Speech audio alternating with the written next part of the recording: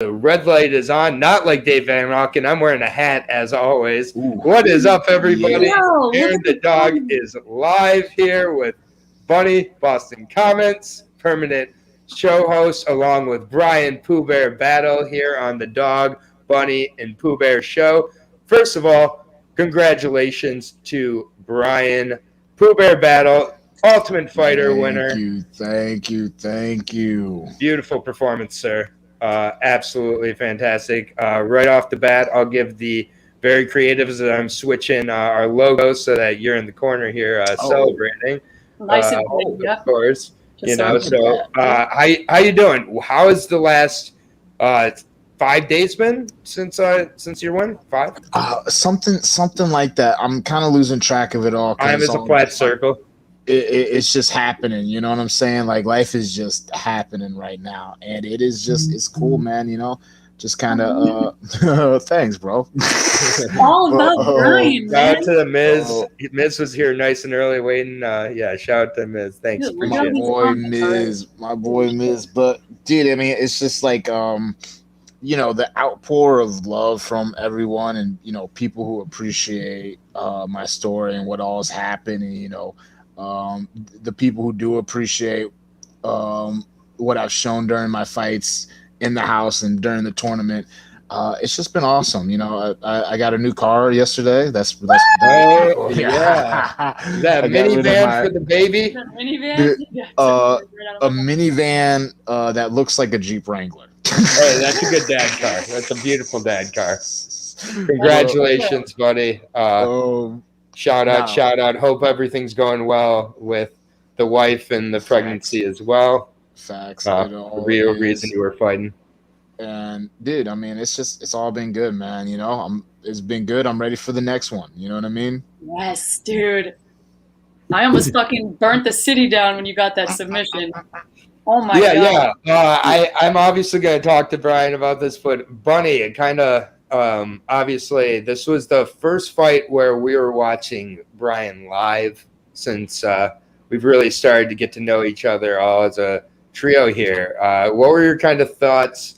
And then I'll bounce back to Bryan too. This is obviously an Aaron the Dog interview. It's not going to be like other ones. What were your thoughts at the mouth guard? Let's go right to the mouth guard. What were your thoughts on when that knee landed by Gilbert? And then there was 4 minutes of mouth guardless Bryan. Not once. That was historical, by the way. Not once did he point to his mouth. Not once did he ask for a timeout. Not once did he say, "I don't have my mouth guard in." And he got hit in the face a few more times because it's Bryan Battle.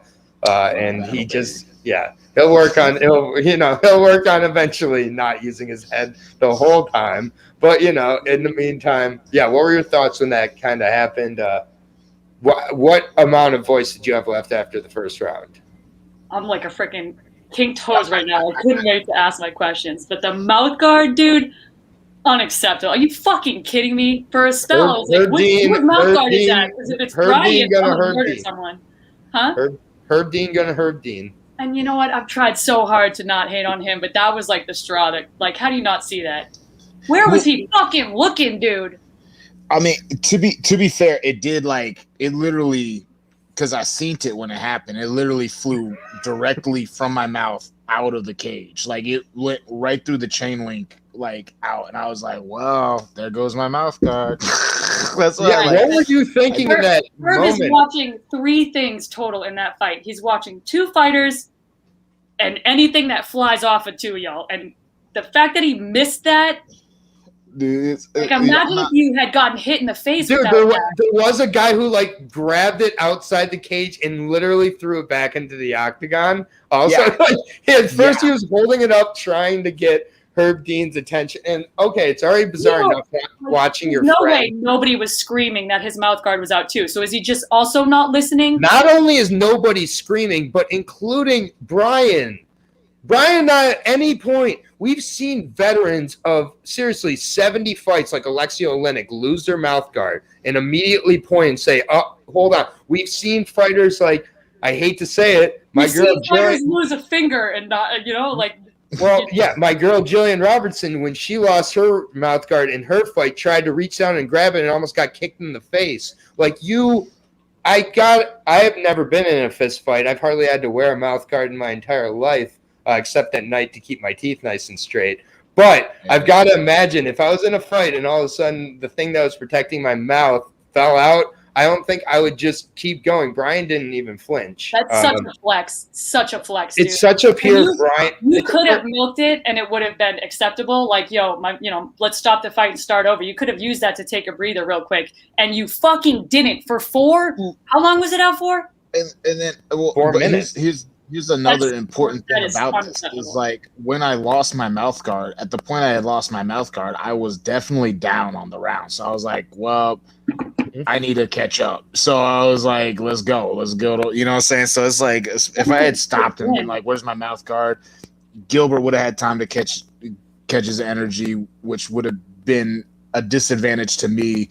And I was like, all right, no, let's just keep on banging, baby. What's up? You know what I mean? Gilbert came out stronger than I expected. Like that was like that's the best Gilbert Urbina you've seen. I went back and watched tape before, and that was definitely a much more prepared Urbina than we saw in the Tough House. Oh yeah, dude. You came out strong, had me nervous, and then to get the sub over the guy who you fought in the first round. That was insane. Yeah, I mean, I'll say, and Aaron says this all the time. You know what I'm saying? Losses are kind of the best things that can happen for a fighter. And Gilbert, he got knocked out by Trey. And thank you, my dude, Elliot. Thank you. I appreciate you, brother. And Dapper Meteor real quick, and Tony's baseball. Yeah, of course. We'll get this shot.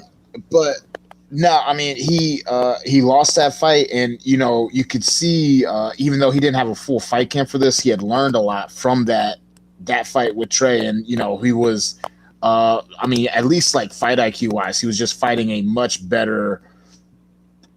My boy Alec, he was just fighting a much better fight in general. You know what I'm saying? And then the first round, like if you look at the numbers, it ended up being I also want to say real quick, and then you can get back to your numbers. But the number I like, sorry, Bunny, betting talk real quick, plus 700 on that second round finish. I got the plus 1100 because I know my boy likes to choke people, so I put the second round sub in there as well. This man is going to buy. Oh, I sure did. Holy second round submission plus 1200. I've watched a lot of Bryan battle tape. This was a second round rear naked choke from the second it was announced. It's But it's UFC co-main event to get a submission like. Oh yeah, it was also the co-main event in his debut fight. Fucking that was so badass, and we're talking to him right now. So wild. Because y'all the homies, you know what I'm saying? Like I haven't changed, you know what I'm saying? It's just people's perception of me have changed, you know what I'm saying? Y'all still the homies, you know what I'm saying? Real quick on that perception, because I'm gonna keep it real. I don't think that the UFC knows what they've got yet. I think that they believe they have an uncrowned champion in Trayshawn Gordon, who that's what I believe is the next fight to make. And before the fight, I was very against that. But we've seen the haters. They're going to keep popping up here. And I've seen things from he takes too much damage. He's sloppy. It doesn't look like he hits that hard. I need the names of these haters. I just want to have a chat. Yeah. I'll definitely, But either way, I mean, obviously there's been plenty of support as well. Don't get me wrong, but I do believe that the UFC brass wants to find a way to position Trayshawn. And you know what? I'm fine with it. Let's see it. Trayshawn's thumb, knee, toe, whatever is hurt, all the above. I hope you get better very soon. Trayshawn versus Bryan, go ahead and put it, sometime towards the end of the year, because I do believe, as much as I want to see you against some of the, known competitors within the UFC, I think that name's going to keep popping up until you put him away, whether it's fair or not. I really don't have any disrespect towards Trayshawn, but he's not my boy. I don't either. That's the thing. I like Trey, but he's not nearly as marketable as Pooh Bear. I'm sorry. It's just he's not. I mean, either way, what are your kind of thoughts on, this is obviously the most love you've gotten, but with the most love, I've even found out, comes hate, on a very small level. What's your thoughts on kind of the overall reaction to your fight, to you as a UFC middleweight? Obviously, I think there's plenty of chips left to be on the shoulder right now. Oh man, there's so many chips left to be on the shoulder, but it's also, dude, I think it's great because like the whole time I've been fighting, people who have hated, like they are the people that it's like they say haters are my motivators. Like haters, they are the people that I think about when I'm at the gym. And, I'm like, I need to go hard so I can become better and I can prove all these guys wrong. Yeah. But on the flip side, it's like, you need that love too. You need that love and support because that love and support kind of pushes you through some hard times. You know what I'm saying? Like there's some days where you're just down and, just a word of encouragement from someone can just bring you back to life. You know what I mean? So, I love the haters. It's awesome. They crack me up because they have no idea what they're talking about. So, and it just I didn't know they exist. It's just now. Dude. Bunny, I'll try to put you like in a group with my sisters. My sisters are on the warpath. My sisters are on social media, getting into arguments with everyone. And you don't understand. Let me in there. Trayshawn actually mentioned. Shout out to my man Peter. Thank you, brother. Trayshawn actually mentioned one of my sisters in one of his Facebook/Instagram posts because I think one of them had hurt his feelings. One of them had hurt his feelings. He said, "I seen your sister talking all this noise on social media saying that you would devour me." I was like, "Oh, which sister did that?" Let me just say, I think I belong with your sister too because I'm getting a lot of questions from people that are like, "Bryan has haters." I've seen them, people. These Trayshawn Gordon obsessed people are everywhere saying if Trayshawn was there, I would take Bryan. I saw it all before the fight also, that the only reason Bryan won is that he won against someone who Trayshawn knocked out as in Trayshawn was fighting a week later. I'm telling you, Bunny, these aren't rational people, but they're out there. Anyone hating on Pooh Bear, who I have not experienced yet, I thought he was just the next big thing. Any hater, which you do need, Bryan, you have a good attitude.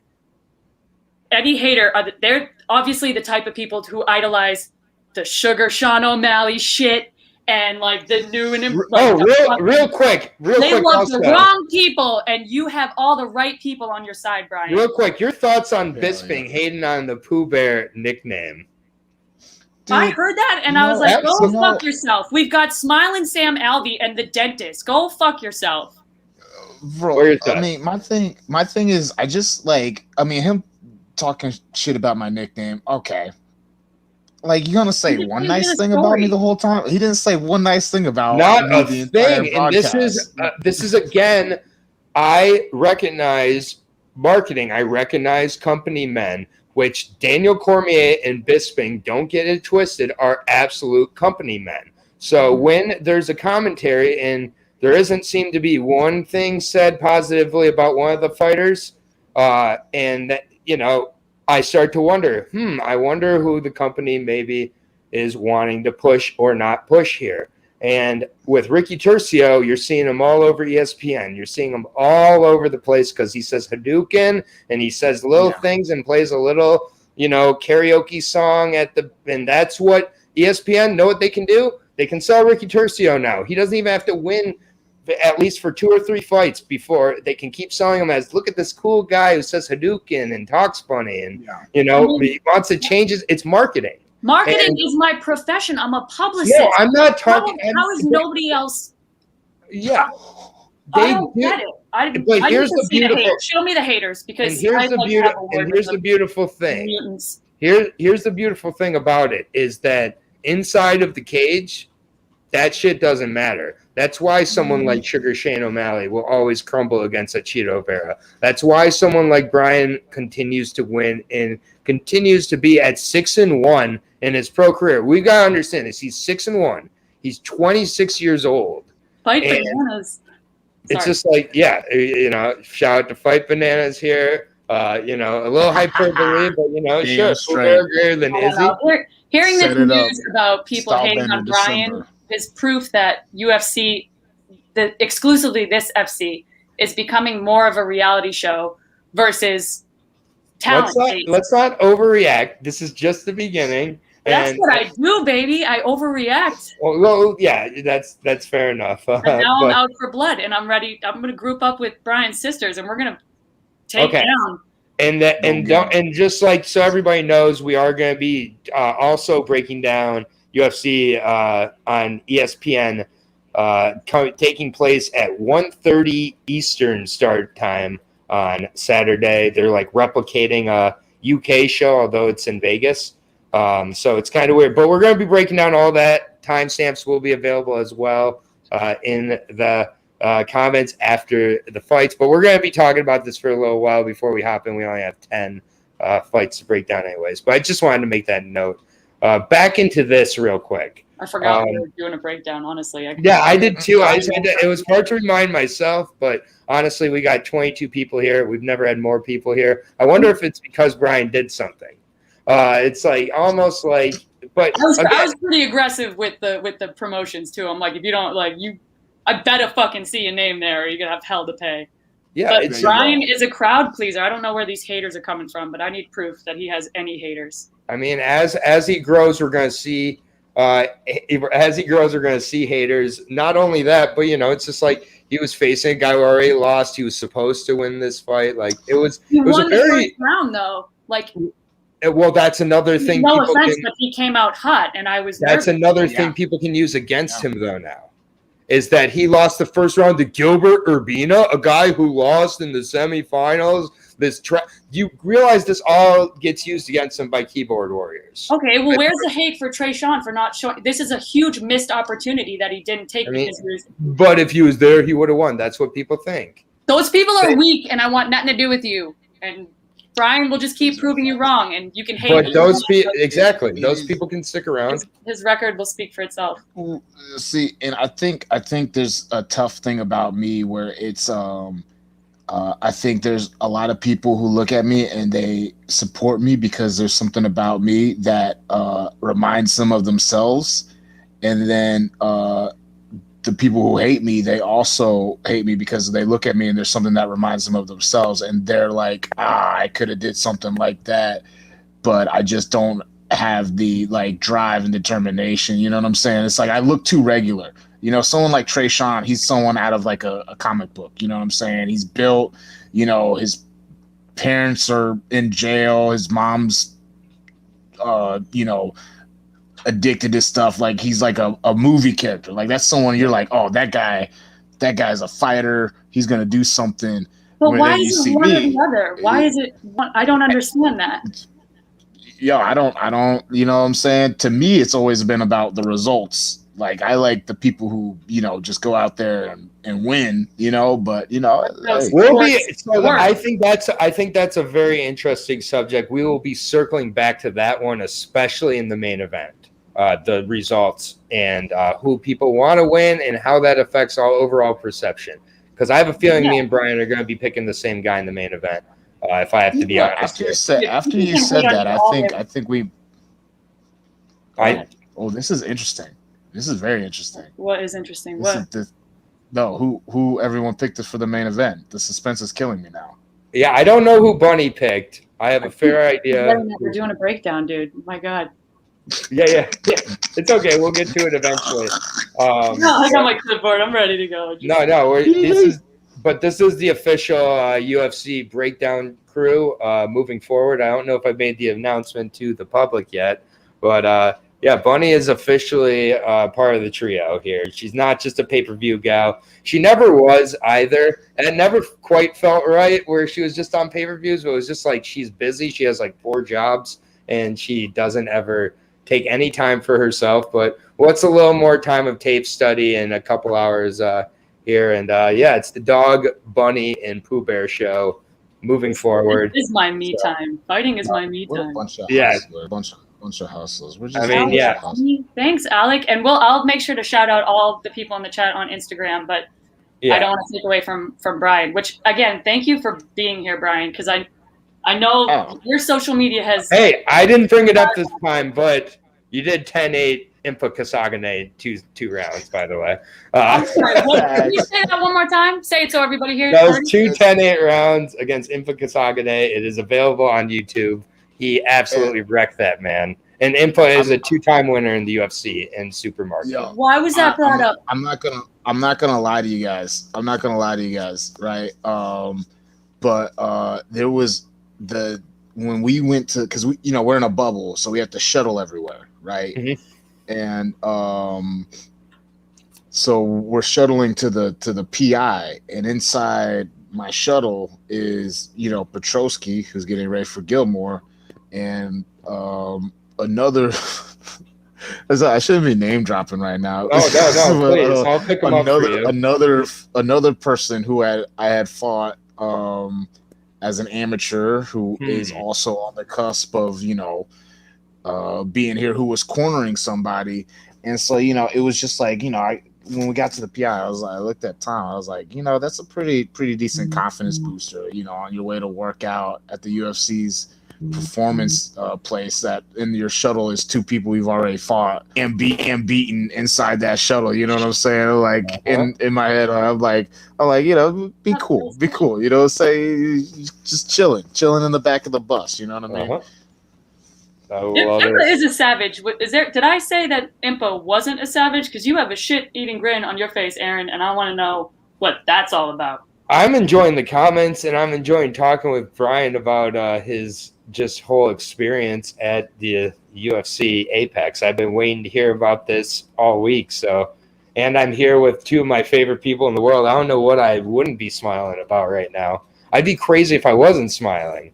I'm just going to try to make sense on this breakdown tonight. But honestly, being selfish, it feels good that we stood behind Brian from before he even fought. And then Team Ortega was up 4-0, and you said we were still fucking just you wait. You wait.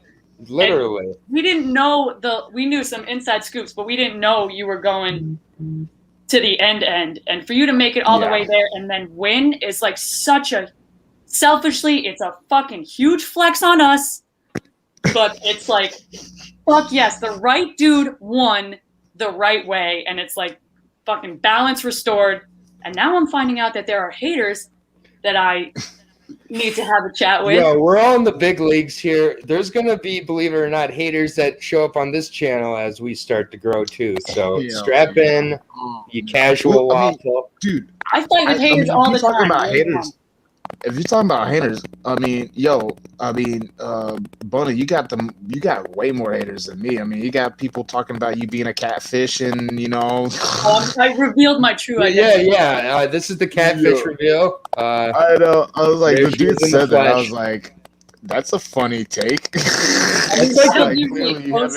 hate, but that was too funny not to fucking share, dude. Yeah, no, I was like, it's like you have spent time trying to understand. I'm gonna let Brandon reveal himself here. Brandon speaks for Brandon and only Brandon. Brandon doubted battle hardcore. See, part of me, I'm happy that you were honest, but now, Brandon, you've I don't know if you should reveal that. You should have messaged that privately, because I'm judging you for that, and that sucks. We had such a good thing going. Oh man, I remember I had a lot of arguments with Brandon last week in my DMs where he refused to trust me when I said that it was stealing to get Brian at plus 200 inside the distance. Literally, that's a 10-unit bet I made, and he was like, "I'm not sure. Also, someone was talking about brownies up in the comments. I did not promise brownies to anybody. So, I did. Okay. I figured it was a bunny comment. That seems like a bunny move. I bake when I watch fights. It's how it prevents me from I also bake when I watch fights. Ding. You bake, you got the steaks cooking, you got a little bit of this, a little bit of that. You know what I mean? Fucking Iron Chef Aaron over here. What can I say? Aaron's baking. He's baking some weed. I'm baking fucking muffins.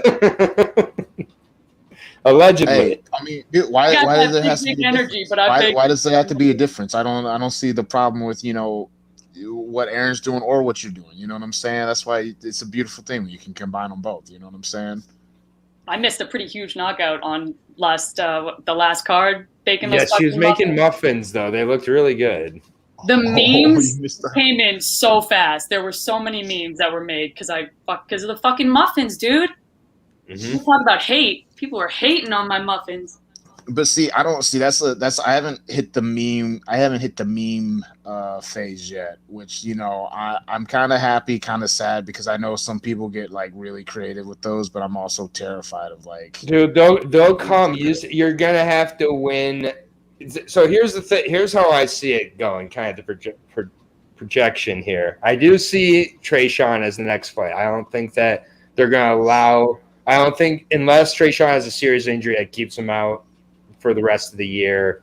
I really think they're going to make that fight towards the end of the year. I think they can sell it very, very well. And I do like that matchup for you. I think you're going to come in as the underdog.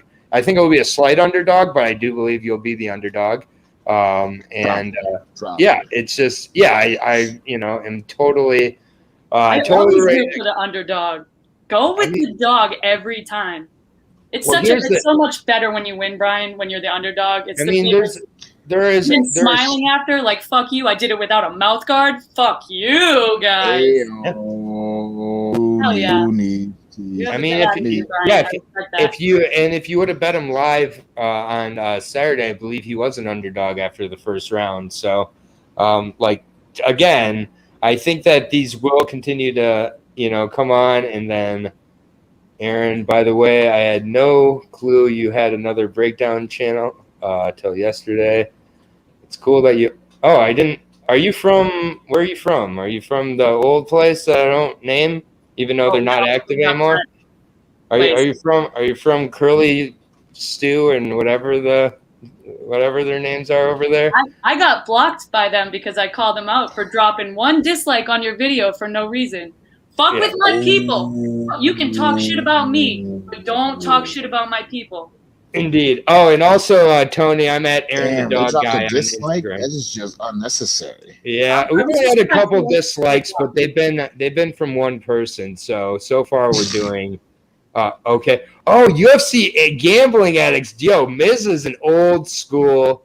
And by the way, we got just in the comments, coming to Bunny's defense here. Jillian is the fucking. Can I pay you? What up, Jillian? You bring me so much joy, Jillian. You're a treasure. Real quick story about this channel. It's story time with Aaron, and then we will get into the breakdown. UFC Gambling Addicts is the first channel that I started on YouTube with my British friend Layden, who decided to always keep control of the YouTube control and never allowed me access. And one day when we got to 6,000 subscribers, he decided to boot me from it and block me. I came up with the name as well as the name MMA Addicts, which is the big Facebook page with like 10,000 people in it. I came up with that name. Is that channel still running, that one right there? That channel is still running. Noted. Noted. Just don't follow them. I don't like to say that a lot. My business. I'm always grateful. Layden was my first partner on there, and now I bounced around a couple of times. Brandon, you're gonna drop the full name in the chat. Brandon, please, you're gonna get this man killed. I think on that note. It's okay, Miz. It's been a long journey. I was probably too honest there, but that is what happened. And it's a grimy game here on YouTube and in the MMA world at times, but it's brought me full circle. I ended up getting hooked up with Dave Van Auken about a year ago. He gave me a shot just off kind of talking with me. And, I started over on Fight Bananas. They decided to kind of change their direction a little bit. And all props to them, but that's not the direction I'm going with my content. Bounced around, and then thanks to this one down here, started my own channel. Aaron the Dog 2 months ago, and here we are. It started with just Bryan as before he was on the UFC, he was selling his own pay-per-view link for the HR MMA promotion, where like you could get like $10 if someone bought it through his link. And now he's not even. Now he's fighting for $50,000 bonuses. No one believed in you before the fame, and everyone else will follow. But dude, I'm telling you, also that guy. I'm excited to see that guy. Yeah, like go ahead. No. What were you about to say? I'm excited to see Ben Fowler fight some more because that fight was awesome. Dude, Ben is like definitely like he's gonna be fighting in the Contender Series in a couple of years, in my opinion. It's like one of those perception things, right? Where it's like, all right, so people look at like, so now he's 0-1, right? But it's like his one loss was to me after I already had like 5 pro fights, and insane fight for him to take. Tough fight, yeah. No, it was a crazy fight to take, and he gave me a really tough fight, tougher than once again, I'm not going to dump on anybody. Fuck Craig Jones. Absolutely. Fuck Craig Jones. Fuck Craig Jones. Asshole. I hope he comes on here one day so I can tell him that to his face. Fucking Craig Jones, that bitch ass. I'll get him on here. I'll lure him in all sense of security this week and I'll be like. No, whenever I can get out to Houston to go train with him, I'm going to drag him on here. Craig Jones is a legend.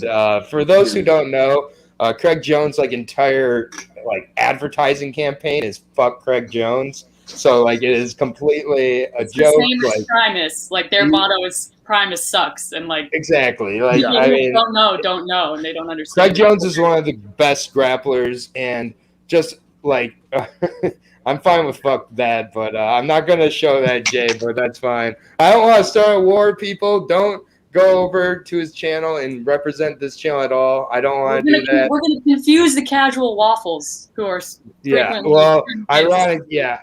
But either way, the last thing I want to say that really I think should be something that is marketed, and it's not going to be because this world is not like that, Bryan, is that you gave credit to just about everybody but yourself, in that fight. It was really something that you don't hear a lot of. I mean, to where every single aspect you are constantly giving credit to somebody. You still call your head coaches senseis, which I just think is some old school samurai bullshit, crazy Bushido combat. I just think some people are not good. Some people will make fun of that. Some people will ignore it. Some people will just not get it. But it's just everything down to your rear naked choke, you gave credit to Craig Jones, which you have 10 rear naked chokes on your record between amateur and pro at this point or something. So it's how rear naked not listening is my but it's you are still getting better here. It's he gave you a little bit of feedback on your rear naked choke to where you could, without having to it's just you gave credit to everybody, and I just think that's why you're going to continue to get better. That's why, I do believe you're a natural. I think when you get this opportunity against one of these more higher profile opponents, it's going to be a couple more fights. But when you get one of those, that's when, again, you're going to get that number next to your name, and then people are going to start to recognize. But then there's just going to be that another level of hater, because it's just you're going to be fighting the best of the best at that point. So it's really at that point, if you're getting doubted, it's not really the worst thing in the world. You're facing the best of the best. You should be doubted at some point. Everybody is, all the great ones. But it's what you do. You have still such a beautiful attitude. You're such you're an intellectual as well. You're humble. You give credit to opponents and other fighters. You take the attention off of yourself and put it onto others. You're a family man, and you're from freaking, you're a small town fighter. So this is proof that people like the wrong shit and they are superficial and like. I mean, yeah. Welcome to this world. In my eyes, is someone that I'm proud to hate on because they obviously don't have the same morals. Like, how can you? Your story is beautiful, and it's just it's just a happy one, and you're a happy guy, and you're a nice guy, and you fucking proved everybody wrong. You fuck everybody that hates on Pooh Bear. Fuck. Oh. See, I'm getting mad now. Go ahead. I need you to be my anger translator. That is it right there. Nah, she's great at it, dude. That is top notch right there. That is top notch anger translation. But yeah, man. I mean, it's just like I'm just having too much fun in my own life to care about him. You know what I'm saying? Like, gonna make people even more mad. Right there. We're out here. We're just riding the wave. You know what I'm saying? I don't have any time to look at anyone else riding the wave because this wave is crazy. So I gotta just be focused on my fucking boards. You know what I mean? Yeah. That's my. And it's just something. There's something in the water because when I talk to you and your reaction to your success, it is so similar to Taylor Starling and her reaction to her kind of success as she's getting ready to fight for a 125-pound title with bare knuckles soon.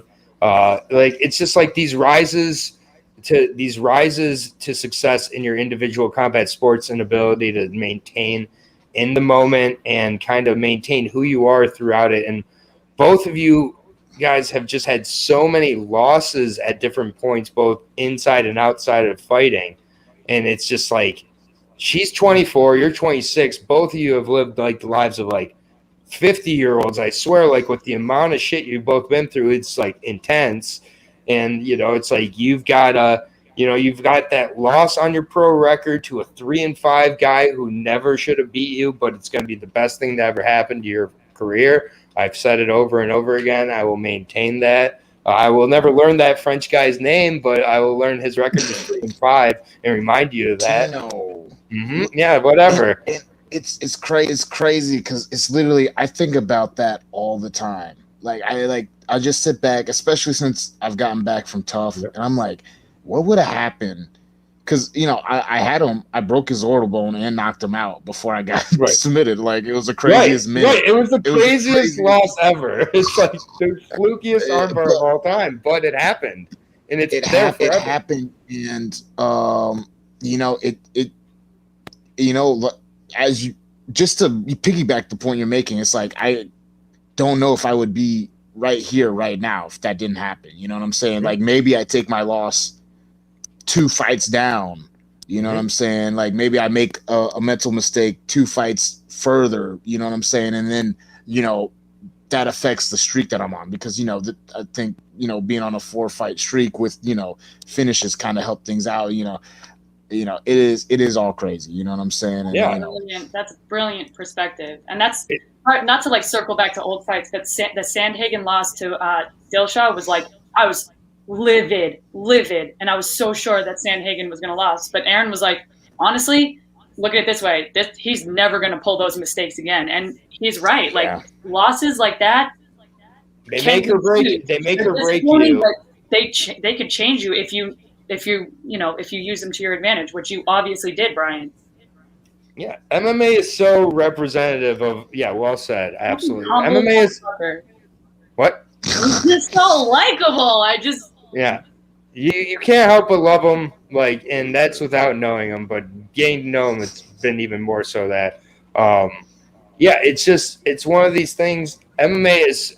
I think the main reason that we love MMA is it does really represent and mirror real life in so many ways, and it's just our worst moments become kind of the keys to who we are as people. Our worst moments in fighting come the keys to who you are as a fighter, I believe. Also, it's all the success also helps, but it's those bad moments are going to be the ones that make us better. It's if I didn't have the whole incident with the last channel I was on, I wouldn't have gotten to this point. And it's just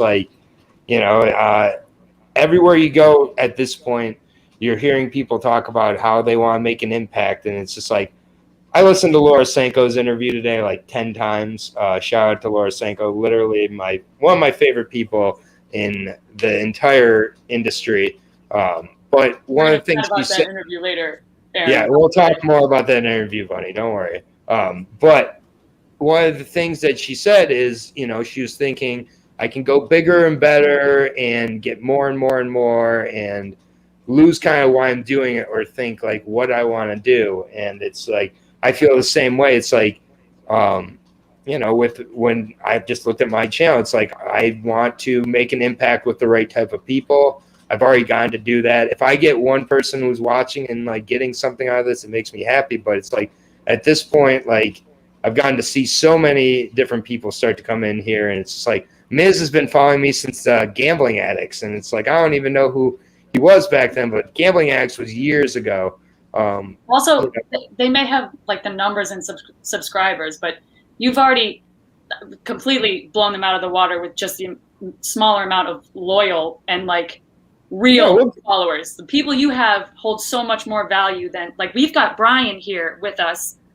He's a fucking tough champion, and he's willingly sitting here talking to you and giving you his time, which blows my fucking mind. But you've also got loyal followers in the comment section who tune in for like LFA breakdowns, Fury. Yeah, which I'm really that has more views than any other video, which is which I'm glad about, and all that is great. And like we will be jumping into fights soon because we could talk all night about MMA and just like life. And one of these days we're gonna all just get together and just be able to talk about this in person. Bunny and I would have been at the fights if we could have been there. We would have been there. And we'll be at the next one we're able to be at. We will be at. But yeah, we're gonna like keep chugging along here. We might switch 41 days. minutes in, and I keep. Yeah. I mean, I think that's what this fight deserved, though. Was some proper coverage, and shout out to Ricky, shout out to everybody. People want to hear Bryan, man, and I keep. Yeah, no, I mean, and I wanted to talk to him, and we're gonna keep chugging along here, and you guys are awesome. All the love that people are sending in the chat, you guys are awesome. It's just the whole vibes right now. It's like we're just all vibed out right now. This is all good vibes right now. Yep, exactly. And again, real quick to piggyback on that, everyone who's in the chat, if you go to my Instagram, send me who you were, and I'll make sure to drop a shout out because the support and the fact that you're here watching and engaging is like. It means more to us than it would on any other channel. I can assure you that. I agree. We shout out because we did supporting the right people and the right people. And I'm never good at this. I don't even know. You gotta go. It's like you're in the mirror land. You gotta. Ryan, just point down. Point down. I'm down. There you go. But yeah, I mean, honestly, everybody who's here, I really enjoyed getting to see a lot of the familiar names here. And it's just like this is a team operation here. It's going to continue to be. We might switch days to Wednesdays. We are thinking about going to Wednesdays, but we will figure it out as we go. But I say, without any further ado, that maybe we talk about these 10 fights. We might not even talk about them for 43 minutes because, frankly, Bryan's fight was more interesting than anything else we could talk about. But I say we kind of hop in here with the breakdown. The dog, the bear, and the bunny. The dog, the bunny, and the bear. Whatever you want to call it. Just, we'll figure out a show name if you guys in the comments. Dude. But, we are going to be here every single week unless Bryan's getting ready for a fight. Then it will just be Bunny and I. But yeah, we appreciate everybody joining us. I do really think that we offer a unique perspective as well. Everybody has a unique perspective, of course, but I think that with us, we've got the straight up passion that is Bunny as a pure fan. We've got the betting perspective and kind of never done shit inside of a ring, never will in me. But I bring kind of an analytic kind of perspective a little more, but also that mixed passion. Then we got the guy who does the damn thing in here every single week. He's working hard in there. That's Mr. Bryan Pooh Bear Battle. Doesn't even do you even have much of a mark? Do you have a little mark on your eye? Is that like I almost brought that up, but I didn't want to say anything. Yeah, that's it. From all that, so from all that damage, that's all you got from that kneecap. Yeah, no mouth guard. Nothing. I keep trying to tell people I was never really hurt in the fight. Like people. I mean, you never wobbled from that knee, which was just crazy. Like it was a perfect knee. It's because I knew it was coming. I was like, damn, I'm gonna get. I saw you see it coming too. I was getting up. I was like, fuck, man, he's gonna. At least you saw it coming.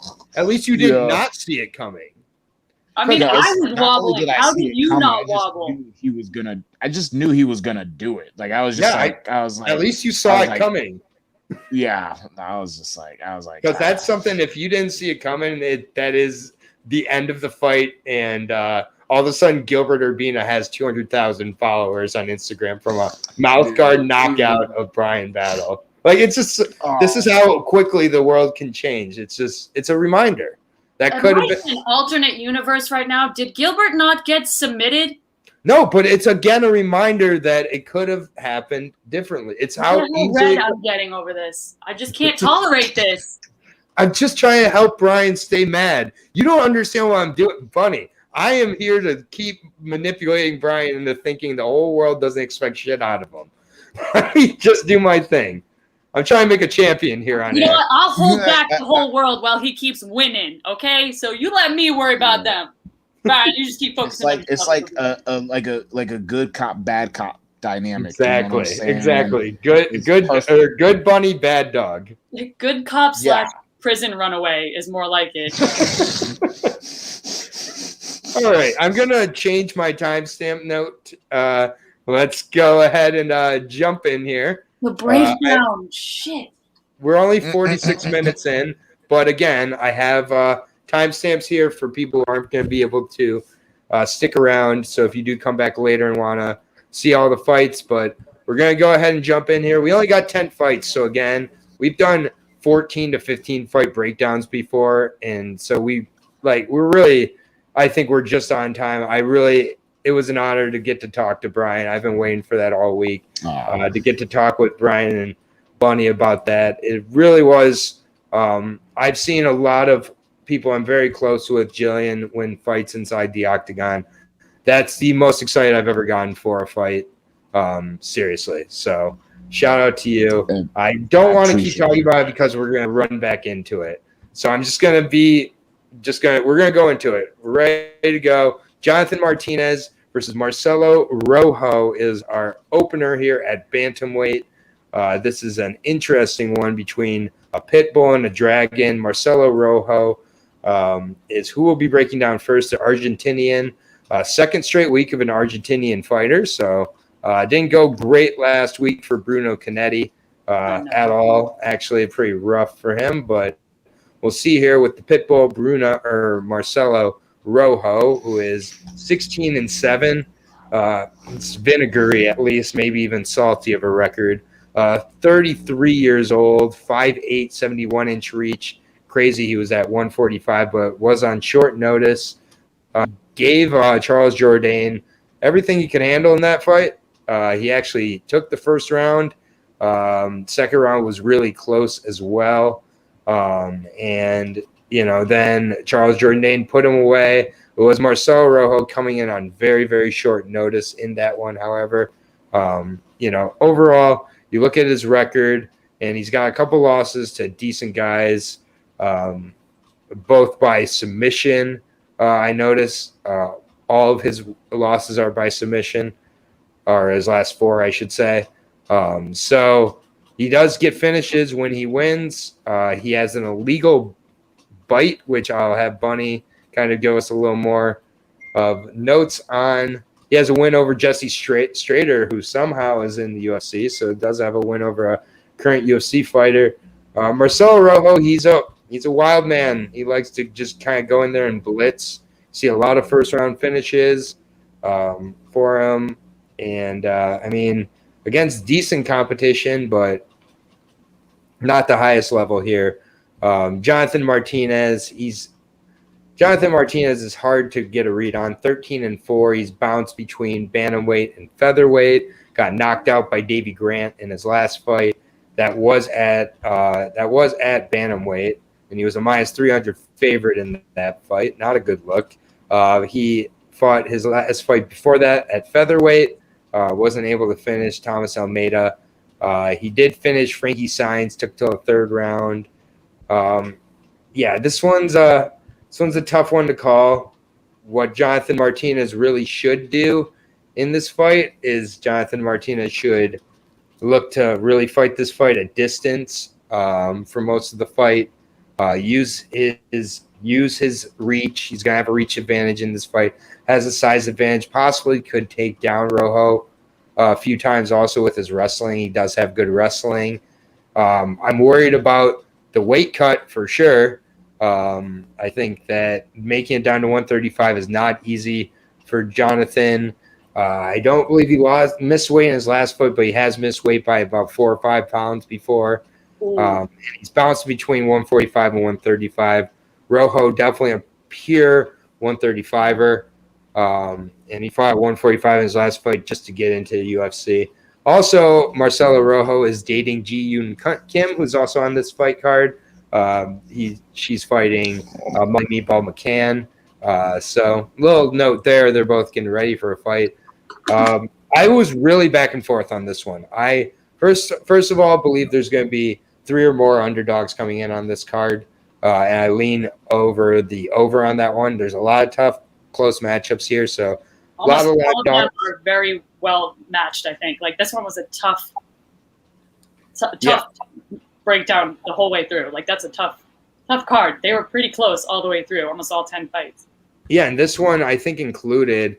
I'm going to lean towards Jonathan Martinez in this one for a couple reasons. First of all, I definitely want to see the weigh-ins, and it's interesting because Marcelo Rojo is listed at having the longer reach here, and I know I did say Martinez needs to use distance, but it's the movement kind of Martinez and the striking style of the two. Rojo throws a lot of hooks and like phone booth style striking. He just likes to crowd and pressure. I like Martinez to mix it up enough. I think Martinez gets a decision win here. What are your thoughts on this one, Brian? And then I'll go to you, Bonnie. And I'm going to alternate it. Just a heads up. So, real quick, did you say who had the girlfriend on the card? Marcelo Rojo. 30. Yeah, Rojo's girlfriend is Ji-Yoon Kim. Well, all right. So, because I'll say, like, I already had like Jonathan picked for the fight, and it was tough for me because my heart wants to go with Rojo because the first time I saw him was actually doing the breakdown for his last fight, and I fell in love with his Combate America's tape. But that was when I learned a lesson that don't fall in love with the regional tape. Like, it's like there's a difference between regional tape and like UFC tape, and so like I'm rooting. I want Rojo to win. I want him to hit that little raptor pose after the fight. Like, I love his raptor pose. It's really Brian, are you cheating? Eyes on your own paper, because that's exactly what I have written on my fucking clipboard. Eyes on your own paper, dude. Dude. Yo, you gotta cover it up, buddy. Man, if you got your clipboard out, you know what I'm saying? The answers look too nice. Great minds think alike. But yeah, no, I got Martinez winning, and then especially hearing that Rojo is fighting on the same card as his girlfriend. I hate. Like, it is always hard for me to pick a fighter when they're fighting on the same card as their significant other. There's just so many emotions. Conflict of interest, man. I mean, we saw with the buys that did not pay off at all. Yeah. We got Jay here, who's got Rojo by KO in the first. We got another here in Daniel, who is saying Martinez definitely coming back. But I believe Daniel was also taking Rojo. Believes that the smaller octagon could help with the distance, and I do agree they are in the smaller octagon at the apex. But yeah, we're all on Martinez here. I got Martinez by decision, and currently Martinez is the slight favorite, minus 165, plus 135 on Rojo. So we are on the favorite. Close enough, right? Yeah, it's definitely anything that's less than minus 200. Essentially is somewhat close, but yeah, definitely in the lower to mid 100s is definitely expected to be close. I anticipate money has come in on Rojo slightly, but I think that's just based on the last fight and one fighter looking a little better. It should be a good one. I'm really looking forward to it, and everything. Wait, Brian, how did you say it was going to end? Martinez by decision. Wow. I think Rojo's going to come in better shape in this fight. I don't think and he's got a chin. I mean, he ate some big shots before he went down in his last fight. So I think it'll go to decision, but I think it'll be a fun fight. I just think Martinez is going to outclass him a little bit. I think he's just going to be a step ahead of him the entire fight. And you changed one answer on the homework so that the teacher didn't suspect anything. I see what you're Yeah, no, we know how to cheat, bro. Bunny, and your official pick. Oh, I'm fucking clever. I mean, I shit you not, word for word, what Brian just said. Slightly pisses me off, but we're on the same page. I do have, though, I think it is going to be finished. And I think it's going to be probably by one of Martinez's classic fucking head kicks, which he throws often, and they don't seem to lose steam. But because he throws them so often, one of them's bound to land. And I don't know, Rojo, he's lost in love. He's got his girlfriend fighting. He is from Argentina. Lost in love. And I usually roll with Argentina because of my best friend from Argentina. But Argentina let me down, man. Mm-hmm. And, Argentina MMA is going through a rough point.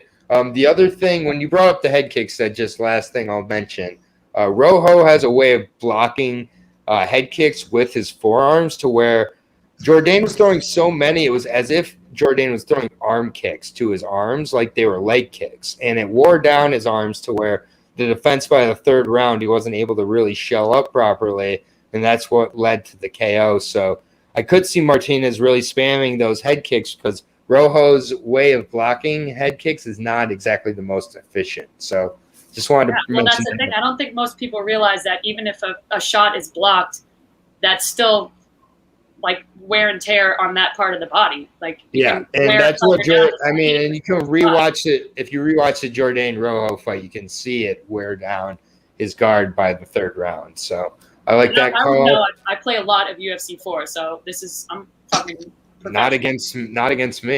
Speaking of UFC 4, can we get like an Ultimate Fighter DLC? Can we get Bryan Pooh Bear Battle on there for real though? I want to get your boy, dude. I want to play as Pooh Bear. Oh my god, come on, that will be happening. Dana, get your Ultimate Fighters in the game here. I live stream Bruce Buffer against Dana White, and I fucking whooped Dana White's ass, and that is my highest achievement. That is true. Nice. Everything I've ever done that will hold. That sounds like a good streaming idea. I'm sorry for getting us totally off. Oh, it's all right. We're all right. That's what the show's for. My heart wants Rojo, but my final pick is Martinez by, I'll say TKO. All right, Martinez by TKO, minus 165 favorite. We're all in agreement here. So we'll move on to the next fight here.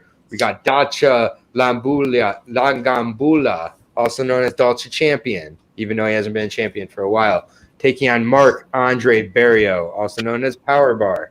Marc-Andre Barriault is a better name, so I'll use that. Canada versus the Republic of Congo. Dacha Champion, 36 years old. Marc-Andre Barriault, 31 years old. So that's definitely a spot I noticed right away, especially with the heavily muscular Dacha Champion, former heavyweight EFC champion, former light heavyweight EFC champion. But I would be breaking down the Canadian Marc-Andre Barriault, first 31 years old, as I said, out of Quebec, Canada, currently fighting out of Patunad Kung Fu in Quebec City. Never heard of it. Good with the pronunciations, dude. I'm giving it my best. I don't know if that's right. It's not his first rodeo. And Brandon, I'm rooting against every Canadian on this card just to spite you for doubting Pooh Bear. Also take out of Nova Gym here, coming off a very impressive third round finish. Well, I'll say impressive finish in the third round of Abu Azatar.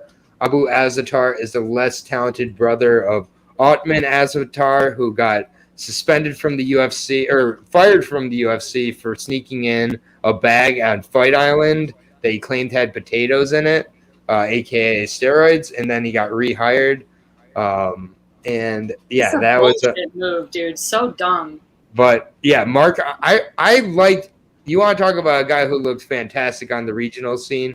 Marc-Andre Barriault was that guy, and this is why you cannot trust regional tape, even against guys like Adam Hunter and Brendan Kornberger, who are decent guys in TKO. He got finishes of them.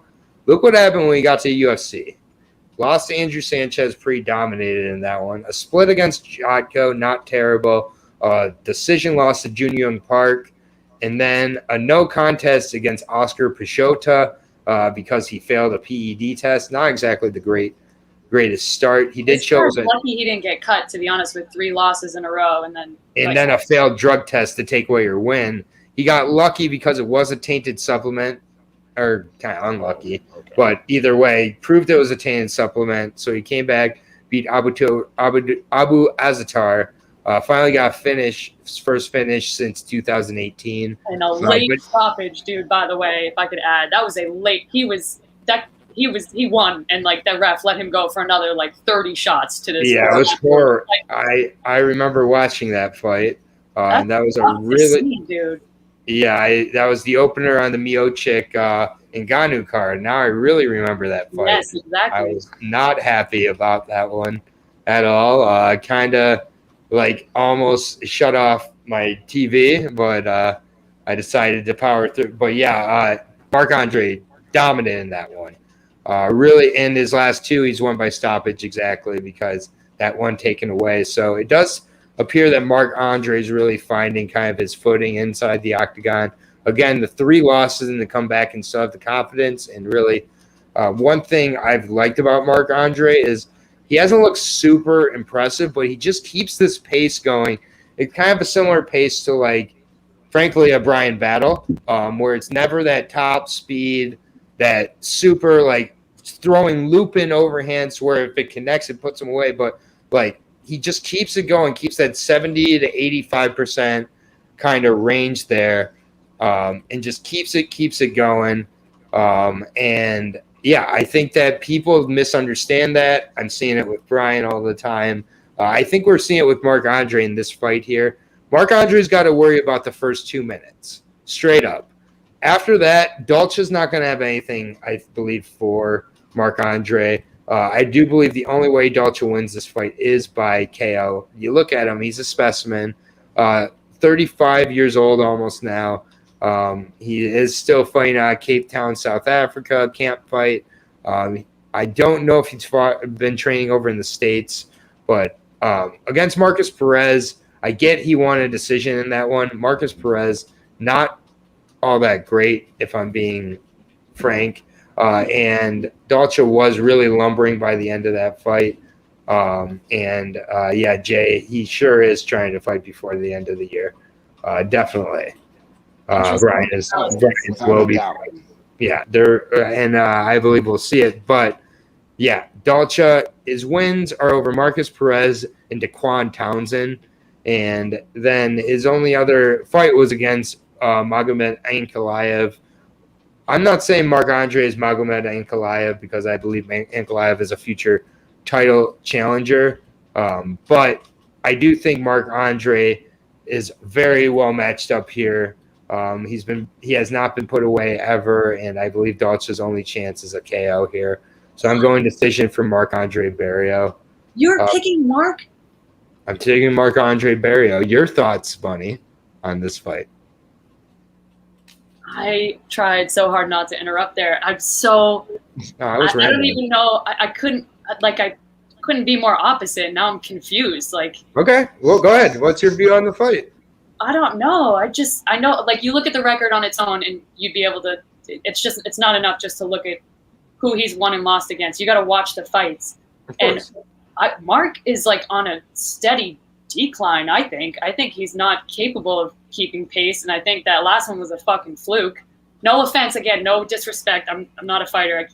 But from a fan's perspective, it looks like he's just about ready to be out, in my opinion. And I think that last one was a fluke. I think he's one of the slower in his division. He doesn't look as hungry, whereas fucking Dolce is like, if he feels like he's in control and he's winning, he's gonna capitalize and something clicks in him and he goes forward like a fucking animal. It's scary when you see something click in him. And even in his losses, there's certain times where he powers forward and it's like terrifying. I'm not saying he's top tier, but he does have that sort of fearlessness to him where I think he's just going to completely I have Dolce by knockout, if not murder. And I'm so fascinated to see how this plays out because either I'm way off or like spot on. But I feel the same way. I might really be feeling kind of dumb when I see I think this is a respectable one to disagree on. First of all, you got to believe in your own picks. We all got to look at these fights and make our own reads on them. We're not going to agree on every fight. It's impossible. And I think this is a perfectly reasonable one to disagree on by any means. So, if Dolce gets marked in ground and pound, it's over. Like, that shit is not going to come back. Dolce's going to murder him if he – I do believe Dolce murders him if he wins. So I do agree with you there. Brian, you get to break the tie in this middleweight bout. This is your division. These are two guys you could be fighting sooner rather than later, frankly. I mean, honestly, if either one of these guys wants to fight in December, hit up Jason House of Iridium Sports. So Pooh Bear can make something happen. Shout out to Iridium. No, I mean, it's because, I mean, it's either Dolce wins by absolute decapitation, right? It's a fascinating fight, or Mark wears him out and then gets a third round finish. Like, it's like I don't see any in between. I see either he gets murdered gang style execution in the first round, or in the third round Dolce just doesn't have any juice left and gets finished. I will say, with that being said, just because I feel like Mark is just overall a little bit more well-rounded. There's a little bit more that, buddy, I'm sorry. She's going to kill you. I'm sorry. Canadian, but it's fine. It's fine. No, I'm taking Mark by a third round TKO. This is so disorienting, but I love it. It's fascinating as fuck. I'm telling you, I'm so confident on this fight. Happy because if we all agreed on every fight, then it would really start like I'd be like, why am I even here? That's the most fun, dude. When we disagree, and I learn a fuck ton when y'all have different picks than me. Yeah, and just real quick, quick numbers from Brandon here. Lost 4 decisions and 3 decisions as an amateur. So. He's tough also to finish. Canadian. yeah, he's obviously going to have the Canadian stats here. We go to the odds. This is interesting. Marc-Andre Barrios is the minus 165 favorite. We have Dolce Champion as a plus 135 underdog for the bunny here. Brian and I going with the favorite. We're going to be chirping quite a bit right away here on this card because that's I'm really excited for this one. I did not consider real quick that if he doesn't finish Mark in 1 and 2, he could be completely gassed. But if he's got the first 2 rounds banked, he still wins. So it should be a very good one. We're going to move on here to the next fight. This one's going to be an absolute war. Charles Jourdain, Air Jourdain, taking on Julian Juicy J Orosa. Julian Orosa now fighting out of Extreme Couture in Las Vegas. Everybody take a drink at home. So a real quick rest in peace to Kyle Reyes, who just passed away from Extreme Couture. Yeah, absolutely. Big thoughts and prayers. That's like a tragic story, but really good guy. So. Absolutely. Super sad story about Kyle Boom Reyes. Passed away from complications to a detached bicep. Just such a freak story, man. Head over to Dapper Media on Instagram. The GoFundMe link is there. Yeah, or just any Extreme Couture fighter. It's probably in their bio at this point. But we'll get into this fight here with the Extreme Couture representative Julian Juicy J Arosa, 25-9 for the return fighter to the UFC. Started in the UFC, got cut, made his way back through the Contender Series, beating Jamal Emmers on there. He's had a crazy run for the 32-year-old now, 6'1", 74.5-inch reach for the featherweight here. Really good size for featherweight, and seems to make the weight pretty nicely. He is coming off of a rough finish against Sang-Woo Choi. Before that was on a 3-fight win streak, including a Darce choke finish of Woodson, flying knee of Nate Ledware. 56 seconds. Sorry. Yeah, 56 seconds. That was a really nice performance there. And the Darce choke came against Sean Woodson in a fight he was losing in the 3rd round. So I also found that impressive. A lot of Julian's losses, he does get KO'd in. However, he's been KO'd 6 times in his career. That is to the point where you get concerned. He has a loss to Paddy Pimblett, who's fighting later on the card, albeit by decision. Was knocked out in an exhibition bout against Artem Lobov as well. Julian just goes in there, and his style, hands very, very low.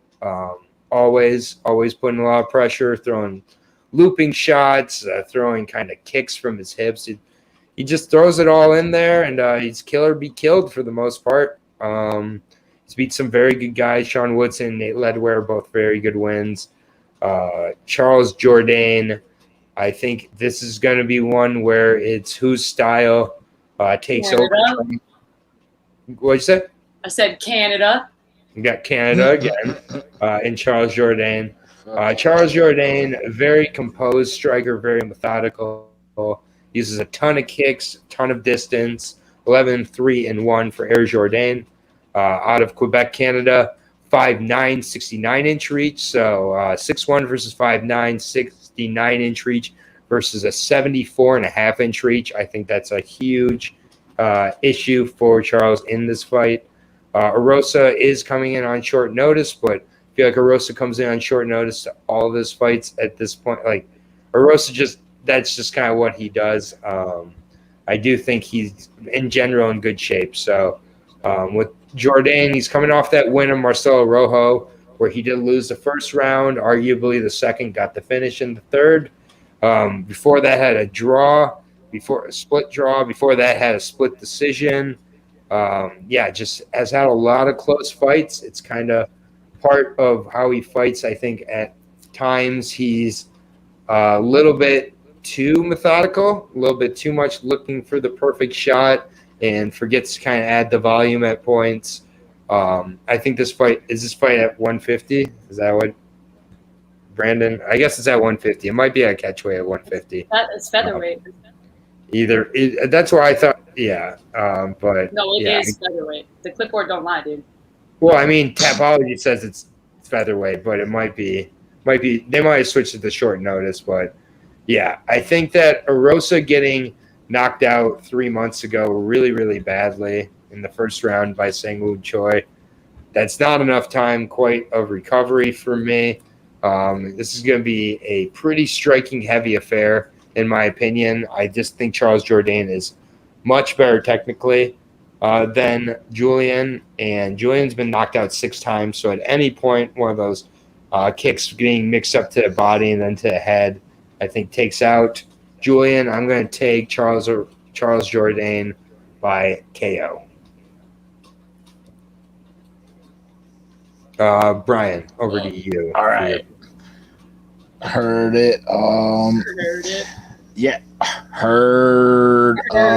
That's working at a daggum fast food restaurant. But damn, how you know that back of house shit? You were real. Because I was back at house. Yes, sir. You already know. That's where it all started. That's where it all started. Hell That's yeah. why you can't hurt our feelings, dude. Yeah, we all back of the house in here. I've had too much grease on my skin. Your words won't do shit on me. Yo, if I've cleaned out the grease trap, I can deal with some trolls. Facts. Yep. But no, yeah, and this fight, I mean, you know, Julian Rosa is a madman. But you know, just I mean, this is like this is the problem with these fights, and like watching these fights is I'm starting to become a fan of all these fighters. I almost don't want to pick a winner sometimes. Like sometimes I'm sitting there, I'm like, God damn it, I don't want to pick somebody right here. Right. But I'm also going rubbing off on you. It might be like there's a little bit of bunny rubbing off on me. It's infectious. A little bit of the dog rubbing off on me. Like you know, I still got that the better in there. You know what I'm saying? I can't help it. I got to bet on something. But you know, it's a little bit more painful now. With all that saying, I'm taking Air Jordan. I'm sorry. I'm sorry. I just think, Brian, change it. Yes. No, I can't change it. I can't change it. I can't change it. You're changing to Rosa, right? I can't change it, buddy. I can't do it. I wish I could. Be true to you. How you see this going? Julian Rosa winning? What? I don't know what happened just now. It's crazy. You made the right choice is what happened. No, you almost got me, Bunny. I can't. No. Charles Jourdain is gonna win this by finish. I'm taking him by finish in the second, man. All right, that sounds fucked. I've been nothing but supportive, and you're gonna toy with me like that? That's wow. I'm thinking you were toying with me. That's what. Like, I don't know what happened. My brain just went blank for a second. I just saw you said Jourdain, and then you went, oh, wait a minute. I meant to say, and you're like, this is gonna piss Bunny off so much. Watch this. This is gonna piss her off so much. Whatever. Y'all roll with the crowd. Yep. Your thoughts on the fight, Bunny? So does that mean you're not picking Jourdain to win? Yeah, you're also picking Jourdain? I'm not picking Jourdain. How you see his fight going? But that's why you don't listen to me when you're betting. See? I'm just here for spite. Well, how you got Julian winning this fight? I mean, in my head, I don't have him winning, but I can't pick the Canadian.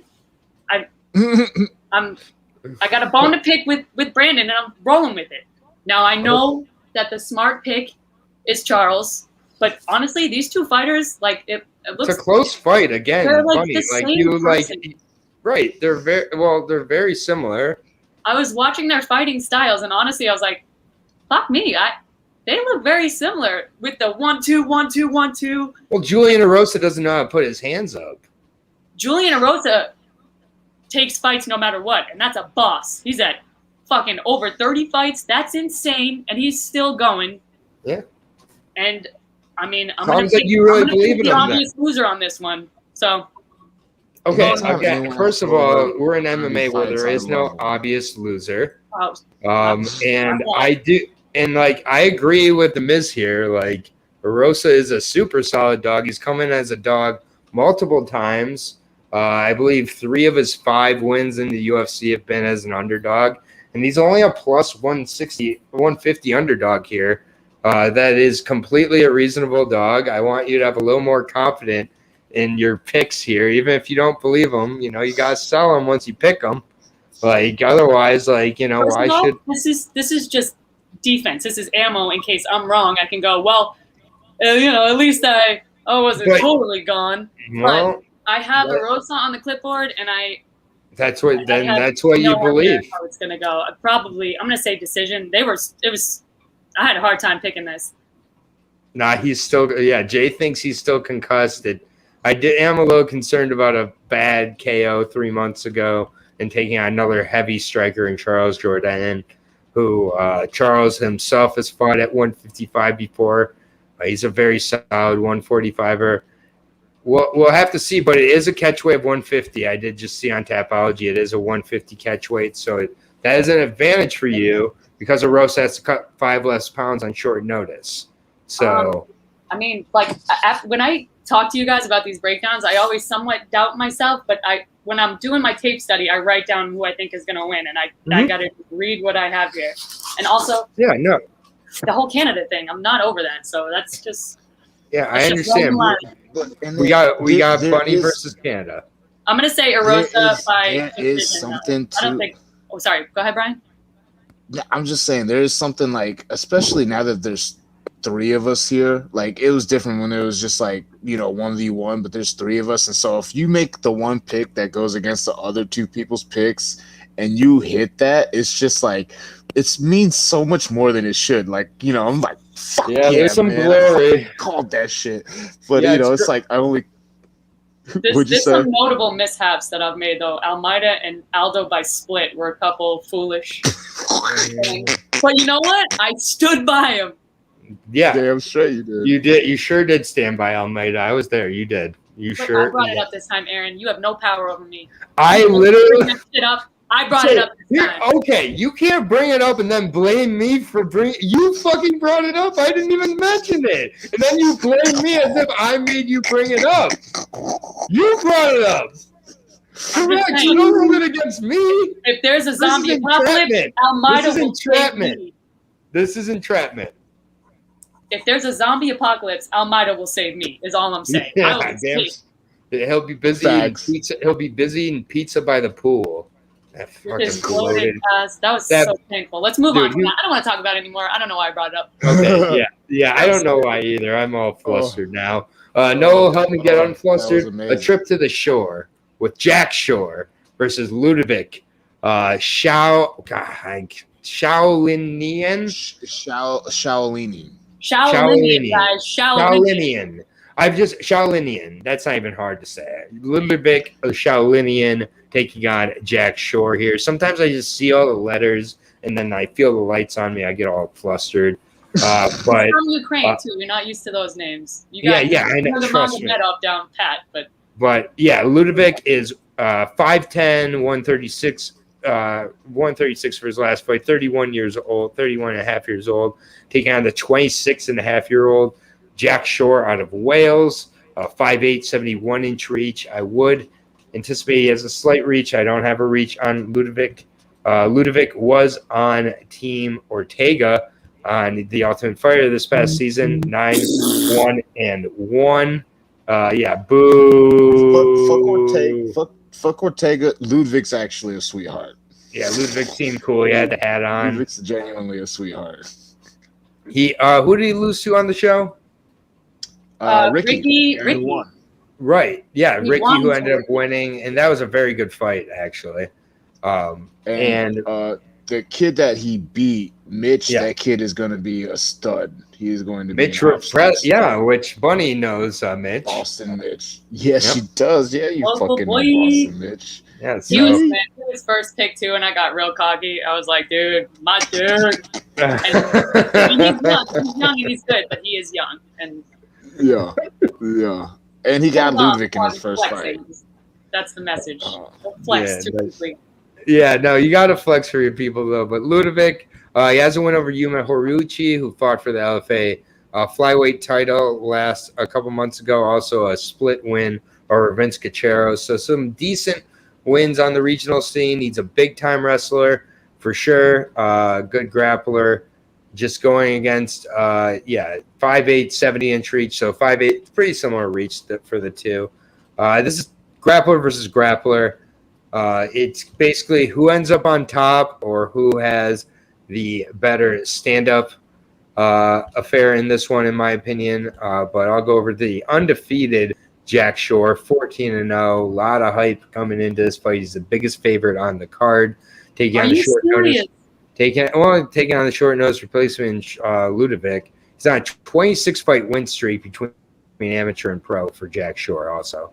So that can't really be too trifled with, but against Hunter Azur, another grappler who we're not sure how good Ludovic is yet, but I think Ludovic might be a better wrestler than Hunter Azur. We saw a lot of sweeps for Hunter against Jack Shore in that fight. Jack Shore eked out a split decision. I mean, eked it out. I think a lot of judges easily could have had it for Hunter, but I just think that it was one of these where you kind of saw Jack Shore is not the Khabib of Wales that he's been pitched as so far from the marketing of the UFC once again. But got a ton of hype coming into this one. He's facing a short notice opponent in Ludovic. But looking at who Jack Shore's beat Aaron Phillips, I hardly rank that highly. He did what he was supposed to in that one. Noel Hernandez, another guy, not that great. And then has some good wins on Cage Warriors, but not over anybody I particularly heard of other than Vaughn Lee, who was 14-13. So otherwise, a lot of 2-0, 3-1s, unknown guys, both on the amateur and pro scene. I mean, Shore should win this one, but from a betting perspective, I'm not really loving what I'm seeing here. Ludovic has never been finished. I think both these guys are going to just kind of grapple with each other, cancel each other out. It's going to be a very close fight, I think. And Shore can get on top and kind of dominate this one.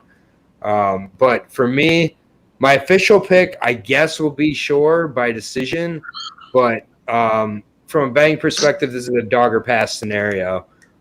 With the odds where they're at, if you want to take a little shot on the short notice replacement here, I get most of the time you think short notice replacements aren't going to be in shape. I think a lot of these guys coming off tough had an idea of if they had a chance at getting another fight or not. And I think we saw with Gilbert Urbina, he was staying ready. I think we're going to see the same thing with Ludovic here. I think it's going to be a close fight. I wouldn't hate betting Ludovic by decision. But honestly, my official pick will be Shore. But we're going to save Bryan for last year because Bryan was able to kind of see at least Ludovic train a little bit and have firsthand experience. Bunny, how do you see this fight going?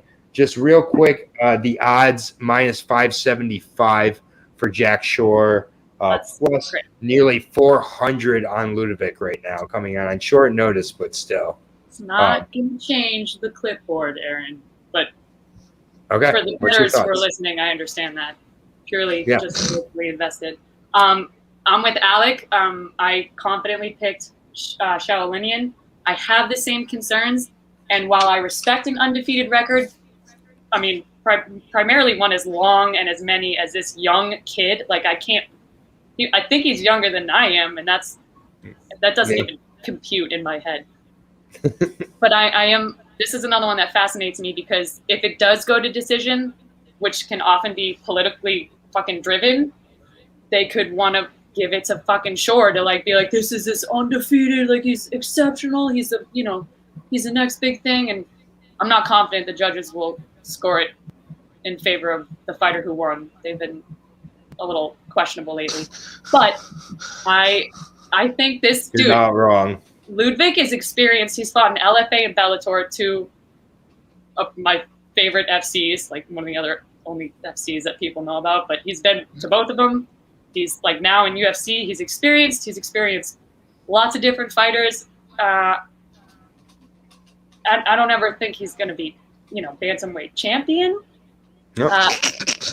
But he's I'm not saying he's good, but I'm confident that he can get the win. But I have to hope that it's a finish because I don't think. I also think it's going to be close, and I don't feel confident that the right fighter will be picked if it comes to decision. I feel like no matter what, they'll go with Shore. And he's younger, and he's got this undefeated mindset, which just doesn't sit well with me. There's going to be one loss on there someday. Indeed. Khabib is the only one, and he's gone now. So this has to be. This is his. And people from Ukraine are fucking built different, dude. There's no way he's going to go into that octagon and not just run train on this poor kid. I say poor kid. He's a UFC fighter, but yeah. No, I agree with Alec here though. That short fight against Azur is going to do one of two things for sure. It's either going to have him really going back and re-examining, coming out a lot stronger, or it's going to have him a little bit shook and doubting himself. So I don't think he's Bryan enough to use the smarts in this one, and I think that Ludovic is. I think he can either outsmart him or out-experience him in this, particularly on the ground. Wow. I love how you're more confident in this big dog than the close underdogs where you've been like Julian Rose is a plus 150, and all of a sudden the plus 400 comes out and she's like, I know that he's just going to take this one and I just need him to finish because the judges are going to screw him otherwise. But it's just there's no realm where Shore's winning this according to Bunny. The odds are imaginary to me, especially when they're in the fucking 400s. That's just, It shouldn't be happening. It shouldn't be happening a lot in non-Shevchenko Nunes fights. I agree. Yeah. Like that's what this price is reserved for. I don't believe Shore deserves this price at all. Brian, I assume you agree with me, but what are your thoughts on this fight and your pick? Maybe you don't agree with me. I shouldn't assume. Well, there's a certain time where you just gotta put your flag in the ground, and you don't even consider reason, because reason doesn't even apply in this situation, because Ludovic is going to win a split decision, and that is my pick. By split? He picked the betting split. I love that shit. Dude, Bunny changed my life. I'm taking the Ludovic, no steering wheel, Shaolini split decision, and no one can tell me anything else. No one can tell me otherwise. I can't say shit about a split decision. Oh my! Look at Miz. Look at Miz coming in. Miz is trying to save him. He's like, Brian, bro! Like, they let Bunny go because they know Bunny is wild, free range. Bunny, like, you just gotta let her go hop on her own. But Brian going. We have two. Miz, I respect you. You're the man. But Yo, Jay is all of a sudden a fan here. I'm fucking with Brian on God. Yes, sir. Okay, Jay, I know he's a champion, but I said it first, though. Look at it, yeah. You both are dead set on a split decision. You think they're going to roll with Ukraine over someone like Jack Shore, who was like textbook popular, like just appeals to the masses. I mean, so you might as well go. I'm going to bet Ludovic by decision once that's available. It's probably going to be a plus 600 prop bet. So not quite to the plus 700 Bryan Battle second round finish, but beggars can't be choosers here. Did you just flip-flop? Flag? No, I didn't flip-flop. My official pick would be Shore, but if I'm betting this, I got to go with the value, and it would be on Ludovic. That's all. I'm still picking Shore. We'll break that down later, because... Yeah, we'll talk about that. We'll add it to the lesson plan for sure. Talk about Laura Sanko, and we'll go over the odds. Just write these things down so I don't forget any. But we're going to move on here. We're moving through these prelims. Again, it's a 10-fight fight card. We can spend a little more time on these. But I'm the only one who has the minus 575. Yeah, minus 575 favorite in Jack Shore. Both of you disagree with me, taking the minus or plus 400 Ludovic. You won't find that on any other show on the internet. When it comes to decision, and just the split threw me off entirely. Yeah, well, hey, it's going to be a close fight. I don't mind it. We move on to his next fight. We got Ji Yoon Kim, girlfriend and also flyweight fighter, but girlfriend of Marcelo Rojo, taking on Molly Meatball Mccann, girlfriend of somebody we don't know, probably. Bisping better say something about Meatball is all I'm saying. What's that? I said Bisping better say something about Meatball. Yeah, you better. I mean, Meatball is a former boxing champion. We got two 31-year-olds here, South Korea versus UK. I will be breaking down Molly Meatball Mccann first here, 10-4. Again, fighting out of Liverpool. She's been at Next Generation MMA here. She is on a 2-fight losing streak. However, lost to Laura Procopio her last time out and lost to Talia Santos. No real shame in those. Before that was on a 3-fight winning streak, winning against Priscilla Cachoeira, as well as Ariane Lipsky and Diane Bibliata. She's kind of had a so-so 3-3 record so far in the UFC. Only was finished by one in Jillian Robertson, who finished her in Liverpool. That was right in her home crowd. Yeah, she put her to sleep. Yeah, that is the Savage. But besides that, that's a big deal for Jillian. I don't care what her record is. Molly's not just a can. So that's that's the only time Molly's been finished also in her career. So super impressive there. Last two have been rough. Laura Procopio got a lot of takedowns on her. and on the feet it was pretty close as well. But yeah, this is a close one here. Ji-Yoon Kim has a significant reach advantage, 72 inches, 5'7", while I believe, let me check, but I believe Molly Mccann is a 64-inch reach, 62-inch reach. That's a 10-inch reach disadvantage for Molly Mccann coming into this fight. Ji-Yoon Kim, 9-3-2, however, 31 years old as well, training out of Syndicate MMA. Now Big John Woods camp, very good camp there out in Vegas. She lost her last time out to Alexa Grasso, who was making her flyweight debut. In that fight, she had a 6-inch reach advantage on Alexa Grasso that she just straight up doesn't use. She doesn't have a lot of volume. Ji-Yoon Kim doesn't have a ton of power either. Kind of just has looked a little bit frozen in there at times, has a couple split wins early on in her UFC career. Lost a decision to Lucy Pililova, not great. Justine Kish and Melinda Fabian, she got split wins over, which it's like those were okay fights. Shevchenko she lost to. She did finish Nadia Kassem with a nice body shot, but wasn't a lot of power. It's just, I think, the right area. And then got pretty outboxed by Alexa Grasso, lost a 30-27 here. I was back and forth on this one, honestly. I'm going to take Molly Mccann. I do like her ability to get on the inside, use her volume. She's a multiple-time United Kingdom boxing champion, has really good hands. Molly seems to struggle more against ground fighters and grappling-based fighters. Ji-Yoon Kim I've never seen go for a takedown. So I think it's just going to be a kind of a stand-up affair, and Molly's going to out-volume her. She out-volumed Talia Santos. Talia Santos is on a run here. And so, yeah, I'm going to go with Molly here by decision. Bunny, your thoughts? I should have just waited, but I had a question. Did you say No. Did you say that Kim had a 6-inch reach on her last fight and has a 10-inch reach on this fight?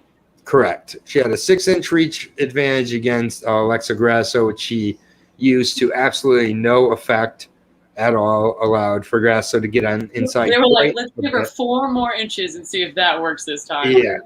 That's and crazy, now she, dude. I mean, it's you're gonna know whose range it's fought at for sure. But yeah, Bonnie, what are your thoughts on this fight? I don't know. 10-inch reach advantage was kind of jarring, but I feel like if you don't use it, then it's Stefan Struve. But that's the thing. That's where it's like it sounds like a lot. You sound like, how could that possibly be? How could you match that up with someone like an extra 10-inch reach? But I mean, when looking, I must have missed that because I wish I knew that in my tape study. But her record, Kim's record, was kind of like her fights were kind of erratic in what I saw. I didn't really get any consistency on how she fought, so I had a tough read on this one. And Molly, on the other hand, I thought was a little bit more impressive in just her endurance and her ability to withhold. So she's can last. You know what I mean? She can take a lot. So,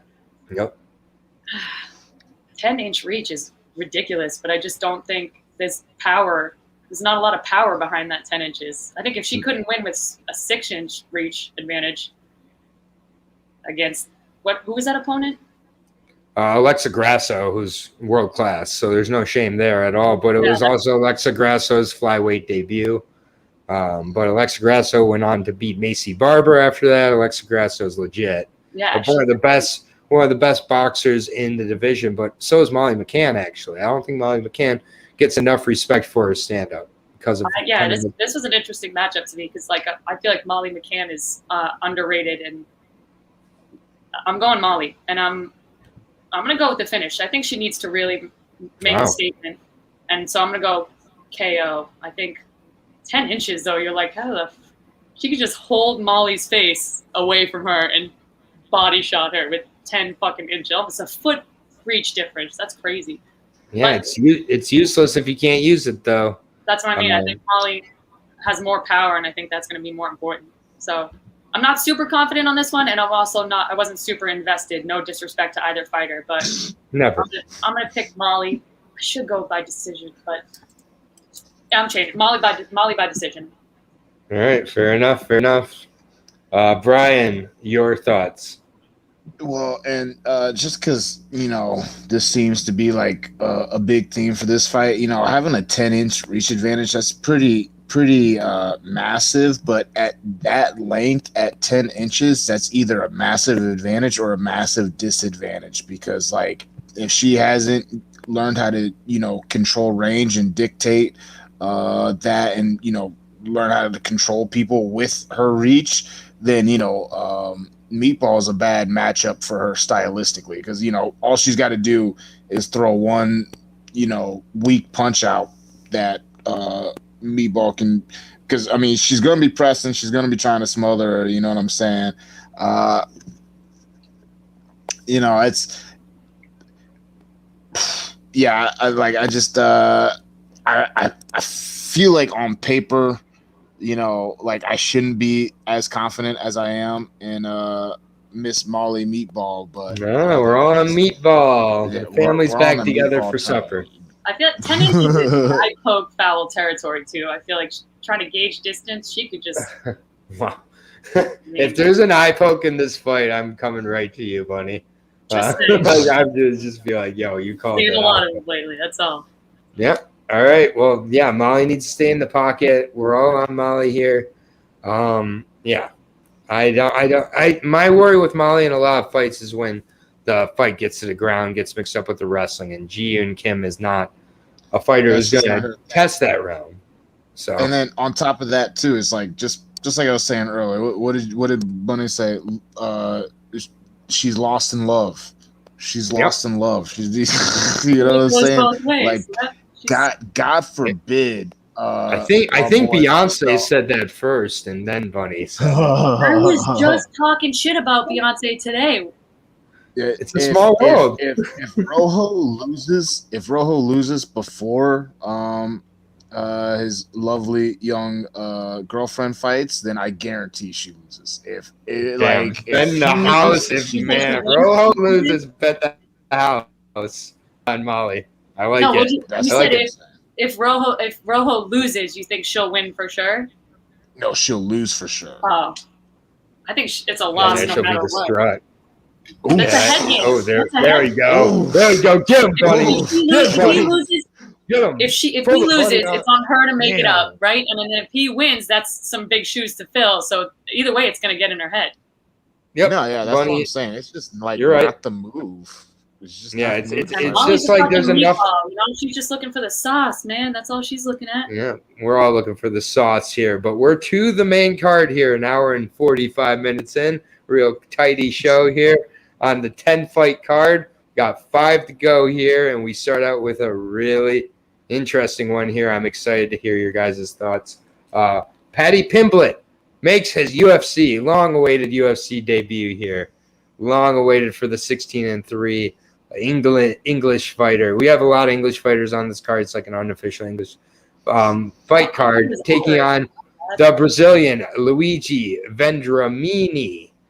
9-2, 25.5 years old, out of Constrictor Team. Also has been fighting out of Team Alpha Male, taking on Next Generation MMA Liverpool representative, 26-year-old Paddy Pimblett, 5'10", 70-inch reach.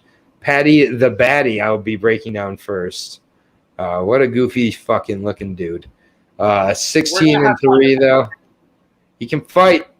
I will give him that. I've gone back and watched a lot of this guy's tape today. A lot. And he's 26 years old. He's fighting at lightweight, 5'10", out of England, Next Generation MMA, coming off of 2 straight wins to Decky Dalton and David Martinez. Didn't really hear too much about those guys before. Lost his title to Soren Bach.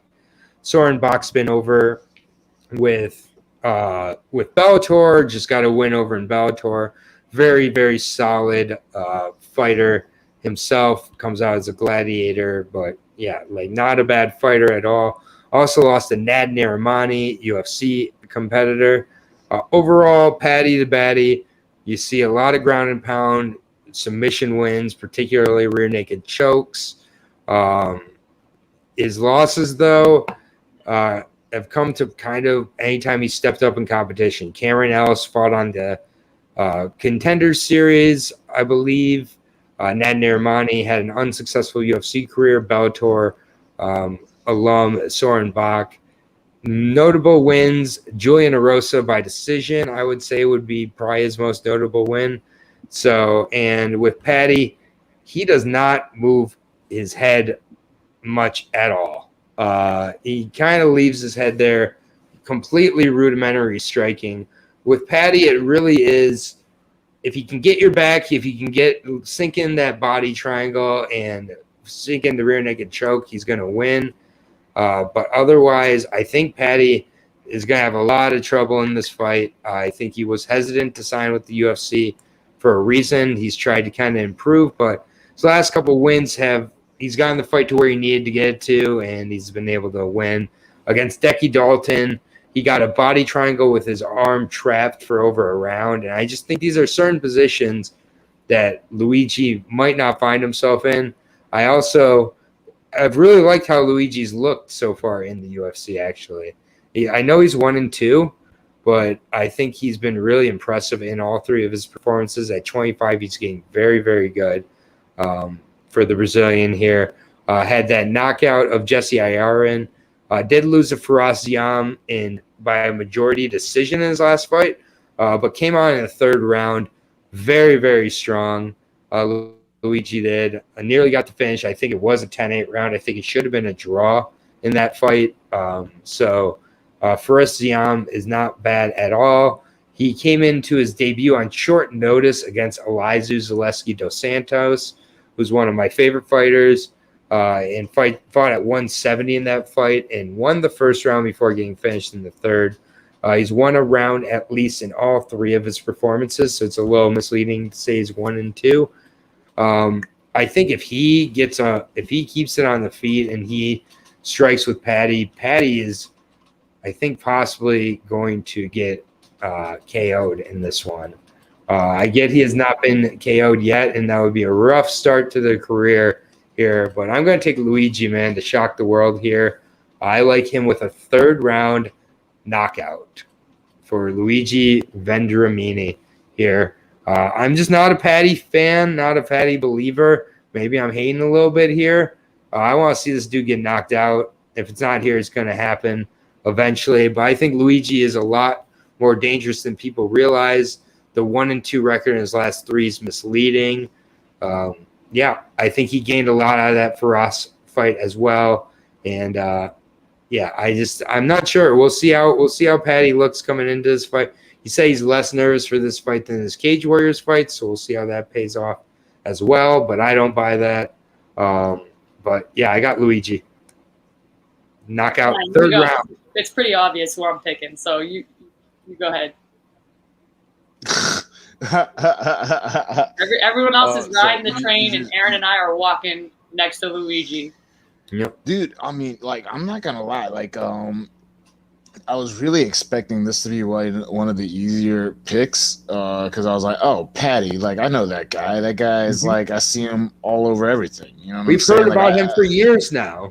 Years. Yeah, Patty the Batty. You know what I'm saying? And I really don't think he's that great at talking junk. You know what I'm saying? I was watching his clips of his banter, his banter.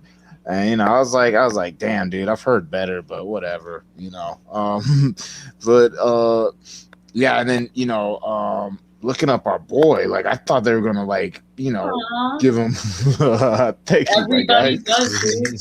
That's fucking facts. Solve world peace. Damn straight, all love, baby. For Patty, word, yes. But Pat, this guy, I was like, yo, they really did all this to hype this man up just to give him this guy on his debut.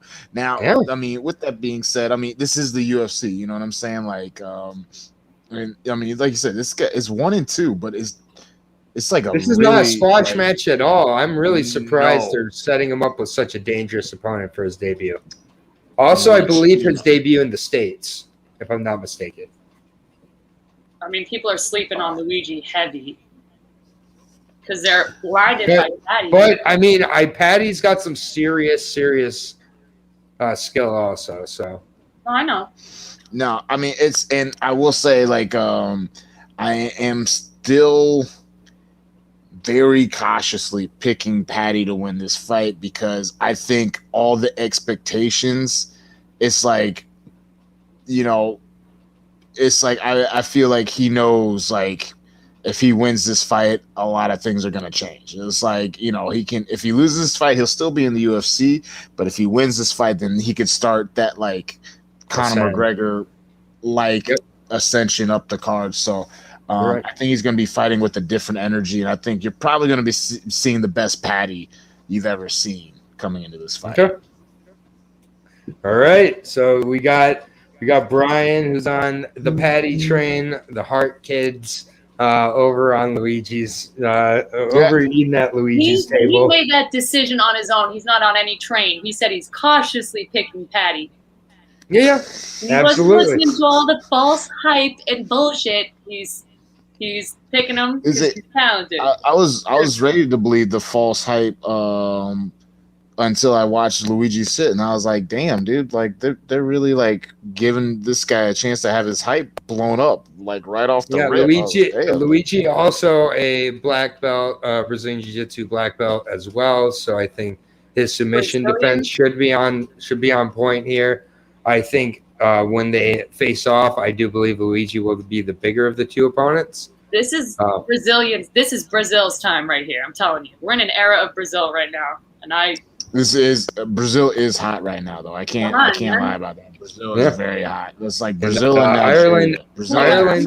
Luque fucking with that fucking. And you could say that. You could say the English fighter here could be in for a rough night, but we'll see. If he wins, more power to him. I think it's a very close fight. Luigi is the plus 130 underdog, minus 155 on Patty the Batty. So I was expecting the odds to fall in love with Patty a little more. Pretty surprised how close this is. But yeah, we got Luigi. Bryan's got Patty. I think it should be a really, really good fight, though. I'm really looking forward to it. I think it's a great way to kick off the main card. Hell yeah. Yeah, go ahead, buddy. Have a minute? Because this was one I didn't write anything on the clipboard. I just knew right off the bat. Oh, yeah, please. Go ahead. Yeah, go ahead. I can't keep my mouth shut. I got to do a lap. That's why you're here for. You're here to talk. Now, we all know I'm feeding into some bias here with Brazil versus someone like Conor McGregor. That's complete bias, and I know that. Okay. That said, the amount of hype that Patty's had for so long, for this to be his debut, I don't bet, so I can comfortably say, fuck all that. It's just noise to me. I don't care. And if he wins, great. He did what he was supposed to do. I'm still tired. And if he loses, then it's like, y'all just feed into this hype because it's thrown into your face for no reason. Now, he is a good fighter, but like the fact that he's hyped up over some of the other, like if there's no balance, it's like all or nothing into one fighter that sells. And it just really bothers the shit out of me because people are so blinded by it, and lots of fighters get discredited or overlooked, and it just fucking pisses me off. And it's often the reason why people talk shit to me when I'm wrong. And they're like, see, I told you, fucking hyped up this dude rocks. I'm like, you don't know shit. So like, I'm completely biased on this one, but I'm rooting 150% for Luigi, for Brazil, against the fucking hype boy that everybody's so wet in their pants over. But it's not blind. I know Patty's a tough competitor. I think Patty has a very effective kind of reap style takedown that works, but he uses the same takedown in every single one of his fights.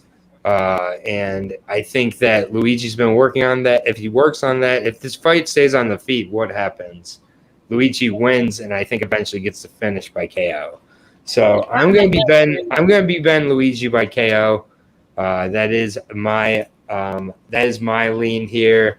What up, Mr. Eddie Martinez? I saw your comment, but now it's gone. But I saw your comment, Eddie. Glad you're here. Killswitch said bias bunny. I said that 10 minutes ago. That's old news, dude.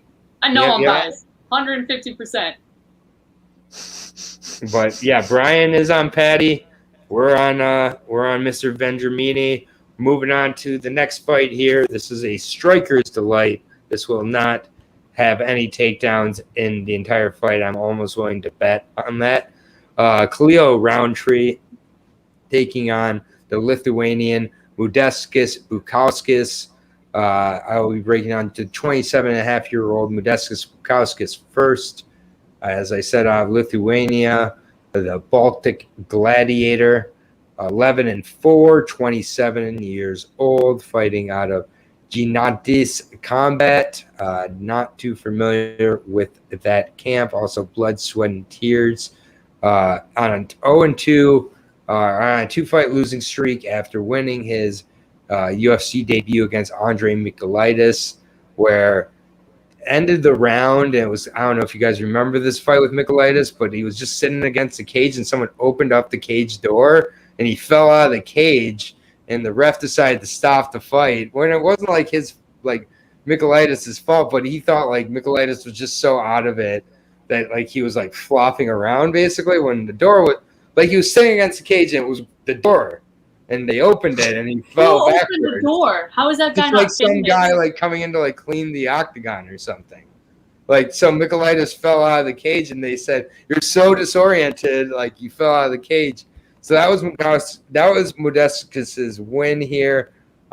He did have a tough go about it in his last one with Lord Juicer Olejniczak.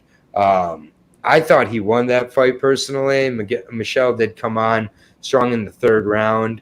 And the thing with Modestas is that he had a very clear route to victory in his last fight. It's a very clear route to victory here, and he's not going to take it. And that's to use your takedowns, get it to the ground. Don't fight it on the feet. What's the point of that? That's where it's going to be close, and there's some danger.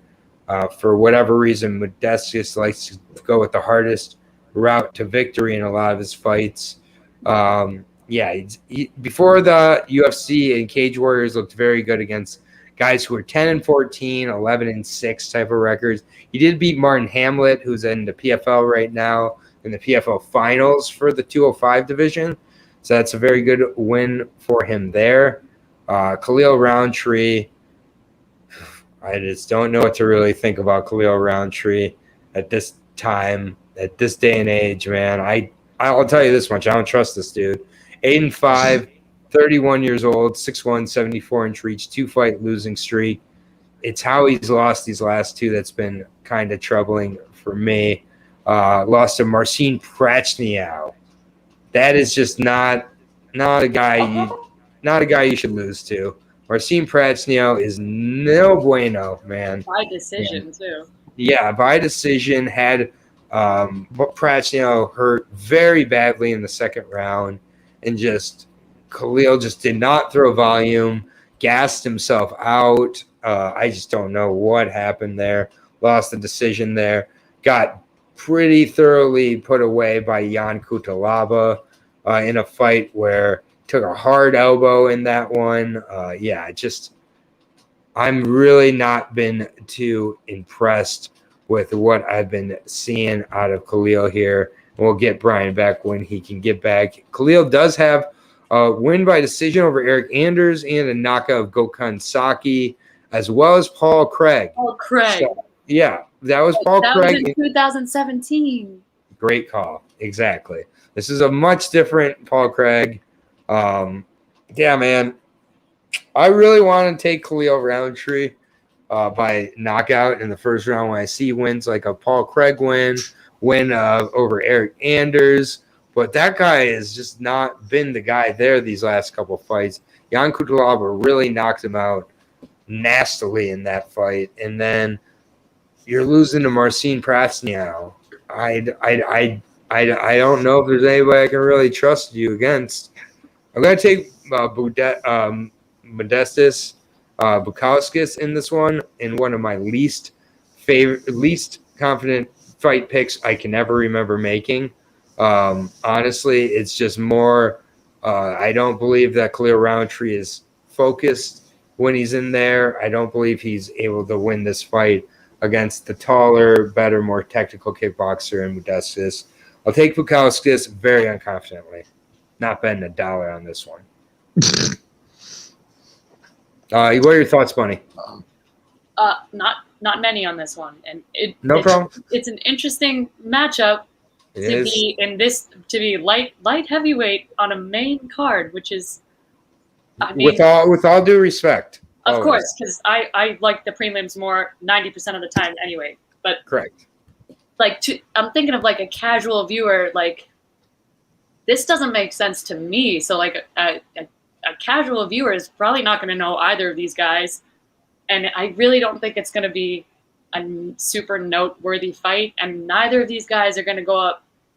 I don't think they'll ever go up against a top tier light heavyweight with the talent that we have currently. I mean, I think it could be an exciting fight. I think it should be an exciting fight. I just don't. What I've seen in this division, I don't.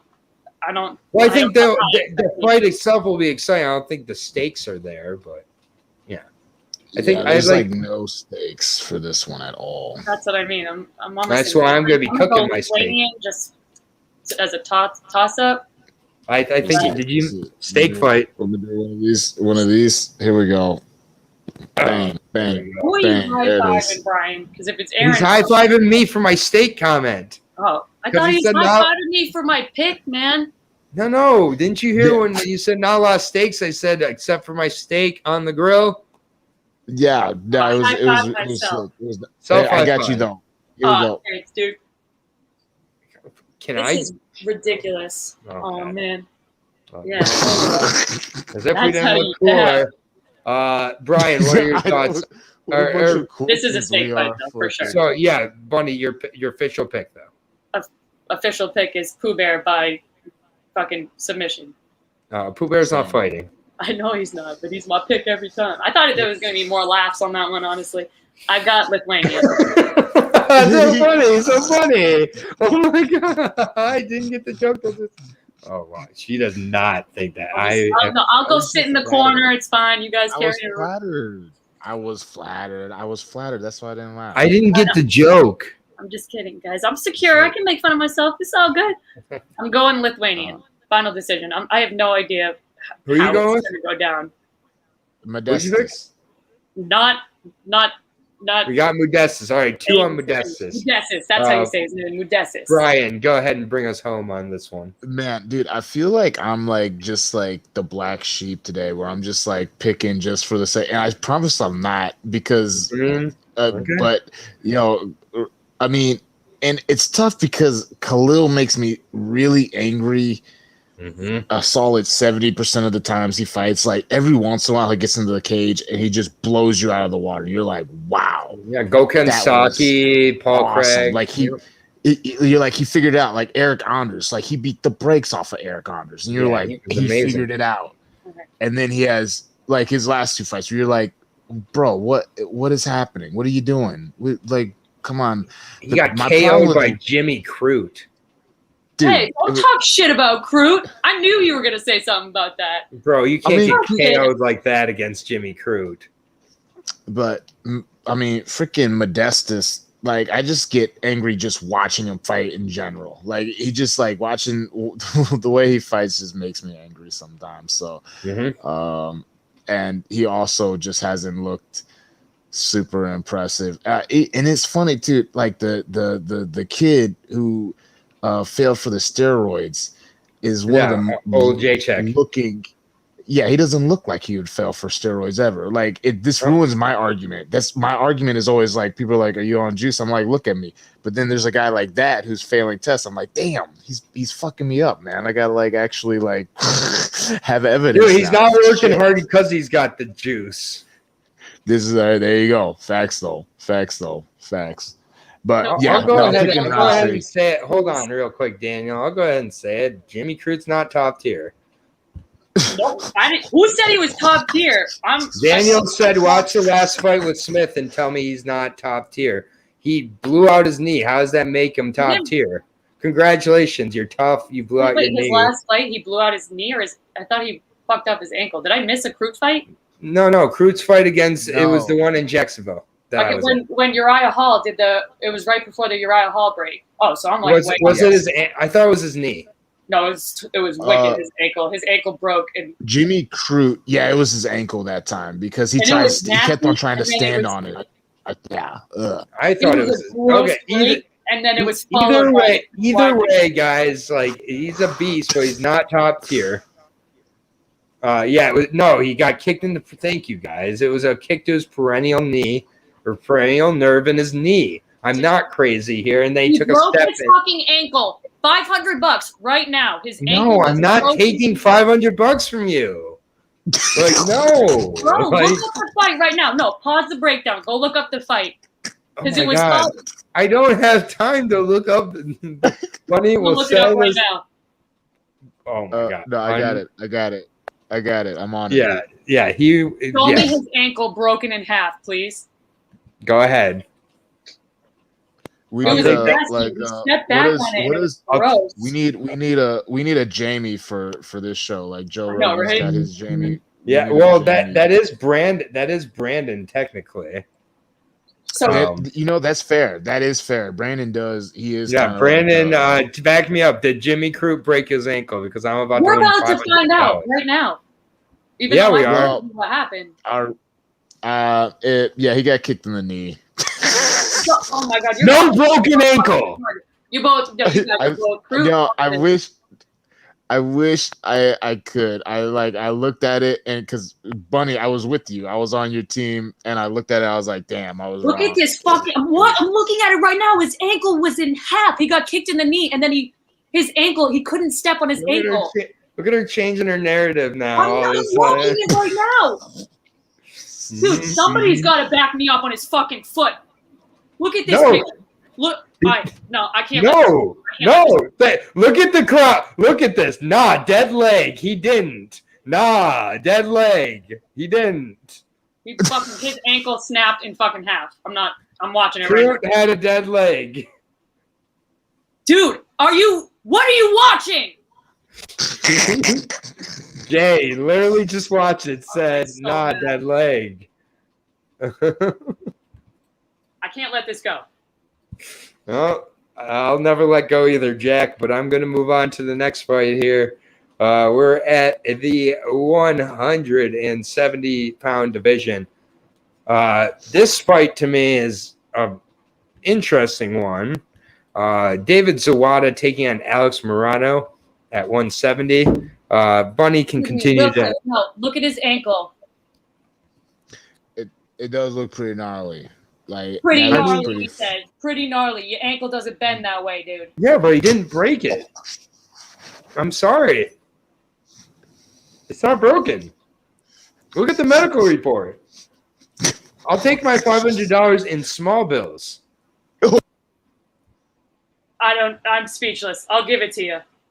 Okay. But I know the truth. Oh my god. You obviously watched the fight. I was at the fight. I was at the fight. I was there. You didn't watch the fight. That's okay. Aaron, that's okay. But you should go back and watch it to see what I'm talking about. What can I say? I'm just a casual. Here's the Miz coming in. No break. Sorry. Oh my god. Y'all need an anatomy book, but we'll move on before. Oh my god. An anatomy book. All right, Bunny. We'll move on. Alex Morono, the Great White here, 19-7, 31 years old, 5'11", 72-inch reach, fighting on Gracie Barra Woodlands on a one-fight winning streak. Also, Fortis MMA knocked out Donald Cerrone inside of a round. His last time out, it was a standing TKO. Pretty tough to watch. We kind of know where Cerrone's at this point, though. And, yeah, it's just kind of one of those things.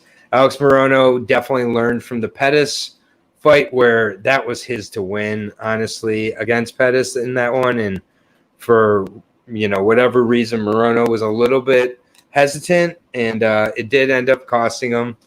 quite a bit. But yeah, I think that Morono's learned quite a bit from that. He has alternated wins and losses, but before losing to Chaos Williams, he'd won 3 straight over Kenan Song, Zach Otto by finish, and then Max Griffin. I think that's kind of the level I more think Morono's at than even the Pettis loss. Yeah, I like him quite a bit. David Zawada, not as much of a fan. Haven't been super impressed by what I've seen out of the German so far. 17-6. He is 31 years old as well. 6 foot 75-inch reach, so 3-inch reach advantage. Did lose his last time out to Ramzan Emeev, albeit by split decision. A really close fight. Got Abugar Nurmagomedov in a triangle choke. That is nowhere near Khabib. That guy, I just want to say that much. But yeah, I just think that it was an impressive win, but other than that, didn't look great against Jing Li. Li Jing Liang, I should say, didn't look great against Danny Roberts. It was a close one, but yeah, Zawada, he just fights a lot of very close fights, but I would say that he's just kind of not quite UFC caliber. I don't exactly know where he goes in this fight to win it. Morono's got super legitimate jiu-jitsu on the feet. Morono should have a huge advantage. Not sure if Morono's able to finish him or not, but I like Alex Morono in this one overall. Who gets to go next? Bryan. All right. Well, I will tell you this much. Me and all of Team Volk actually got to watch Alex Morono knock Cowboy out live. Like 2 days after meeting Cowboy, so that was weird as fuck. But it was also, I mean, apparently, like Morono, that's like one of Ricky's main training partners. So Ricky was crying because he was like emotionally just so overwhelmed by seeing his buddy win, because Ricky's crazy, so he's over here yelling and crying. And then we all are happy for him, but we're all like bummed out because Cowboy just got starched. You know what I'm saying? Yeah, it's always depressing when Cowboy gets starched. I know. It's Cowboy, man. Like, come on. But it is what it is. Yeah. So, but Alex, good people. Kind of like you said, I think he's just at a stage in his life where he's putting a lot of things together. You know what I'm saying? Having the opportunity to talk to him, he is kind of like understanding where he needs to be grappling, where he needs to be striking, and I think he's ready to make the best run of his career. I think he's in a position where he's gonna do some of the best work that he's done up to this day and might do, period. You know what I mean? Because he is 30 years old, so he's starting to hit that athletic prime. Mentally he's in it. I think Alex is a dangerous dude. I got Alex by finish. Yeah, I agree. Bunny, your thoughts on this one, Dr. Bunny? I like where we agree and I like where we don't agree. And on this one, we couldn't agree more. I think, Alex is he's lost to some big dudes and he's won to some big dudes. And his record. I fucking love Pettis, so that's my guy. It was a great fight too with Pettis, like really close fight. It always is. They don't call him Showtime for nothing. But yeah, I think the win over Cerrone was like, that didn't mean much to me. Cerrone, I first got into MMA, was like new viewers don't know who Cerrone used to be. He was an incredible fighter his whole career. He's fucking legendary. But as of recently, especially in 2020, what was it, 2020, he got that win over Cerrone? Is that right? Where am I? Say that again. I said Alex got his win over Cerrone in 2021. Yeah, it was earlier this year. It was literally 4 months ago. Like a couple months ago, yeah. I mean, it's not as impressive now as it would be back then, you know, in like prime Cerrone days. You know what I mean? Yeah, facts. It's definitely but he's definitely, his time is almost up, so that didn't mean much. But I do like Alex fight finish as well. I'll say KO. Let's go for it. Yeah, I mean, this is a clean sweep. And it's super valuable here. Minus 135 on Alex Morono. You can bet that money line straight up in case Sawada survives to a decision. Sawada is very tough, but I really, really think that Morono is a parlayable piece. Also, you can bet him straight up at minus 135, plus 115 on David Zawada, and money has continued to come in on Zawada, so I think that's interesting. But yeah, I like Morono. What's that? Did you say Zawada's the favorite? No, Morono's a slight favorite at minus 135, but it's nearly a pick'em. So definitely. It seems like most of the people in the chat also on Alex Morono as well. So yeah, we are chugging along here. We're already to the co-main event, only a little over 2 hours into this breakdown of 10 fights. But yeah, we obviously spent a little bit of time discussing the real co-main event, which was Bryan Battle's win over Gilbert Urbina. Again, timestamps are going to be in the comments relatively after this fight. We'll see. Sometimes I get a little bit. 10 fights. It was a good night.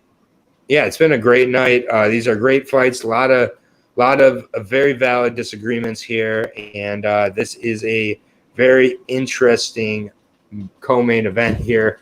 I'm very excited to break this one down. It's our only heavyweight fight of the night. Tom Aspinall taking on the short notice replacement in Sergey the Polar Bear Spivak out of Moldova. So we got 26 versus 28. That is very young for both these guys at heavyweight. I will be breaking out the Moldovan Sergey Spivak first. 13-2 record for the 26-year-old, 6'3", 78-inch reach. On a 3-fight win streak currently over Carlos Felipe by majority decision.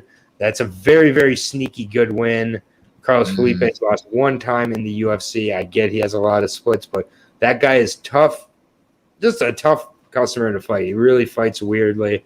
Spivak got a finish of Vandera with ground and pound, which was very impressive, and then came back and got a decision over a legend in Alexei Oleinik. Alexei Oleinik got him into several positions where he could attempt his submissions and to no avail. So each one of those wins has been impressive to me in a very, very different way. Honestly, I think this is a much closer fight than people are going to give credit for here. Because I think everybody's in love with Tom Aspinall. Let's just talk about that. Everybody loves what they see on Tom Aspinall. A lot of quick finishes, has looked very, very good. And I don't know. I just got a weird feeling about Sergey Spivak. And I'm not sure exactly why, because I do realize that Spivak has been KO'd before by Walt Harris.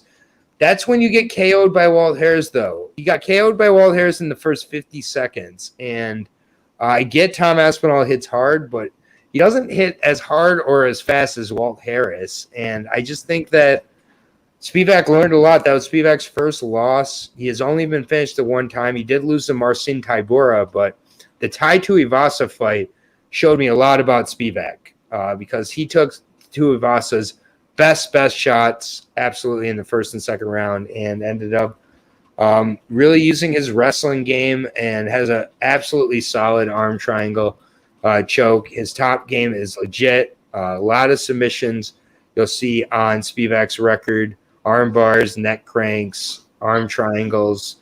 The ground and pound looked really good. Tom Aspinall has only had 2 fights in the UFC so far. Alan Baudot, are you even going to count that as a win? You're not muted. I'm blowing my nose. Yeah, but you're only hiding your. I don't want you video. to see, but I want you to hear. Nice. Okay, I thought that very intimate experience. Yeah, it's like ASMR. That's why I was making sure. Tom Aspinall, 10-2, 28 years old. So we got 28 versus 26, 6'5", 78-inch reach. Team Cabone. Obviously the same team as Darren Till. Both guys preparing for this fight. Had a rear naked choke finish of Andrei Arlovski in the last fight there in the second round. Definitely was a a good enough performance. He just kind of got his back and like Andre just gave up though. Like it wasn't like that crazy to me. And Andre took a lot of his shots in that first round. Yeah, I'm going to take a shot here on Sergey Spivak. I think that obviously Aspinall's only losses are a heel hook and then an illegal 12-6 elbow. So really only one loss by heel hook to Stuart Austin. Stuart Austin, not a bad guy at all. I think that Spivak can put pretty good cage pressure on. I like for Spivak to use the wrestling, top control here and everything. I think this is just a much closer fight than people realize.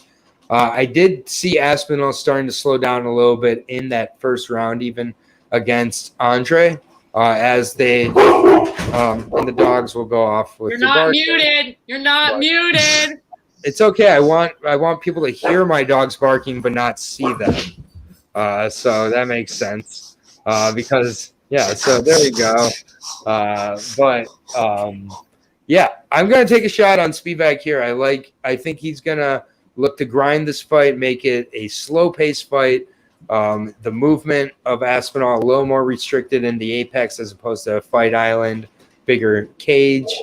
I might be looking real dumb in this one, but I'm going to take Spivak for a decision. Never dumb. Going against the grain, dude. And no, I mean, I'm definitely going against the grain here.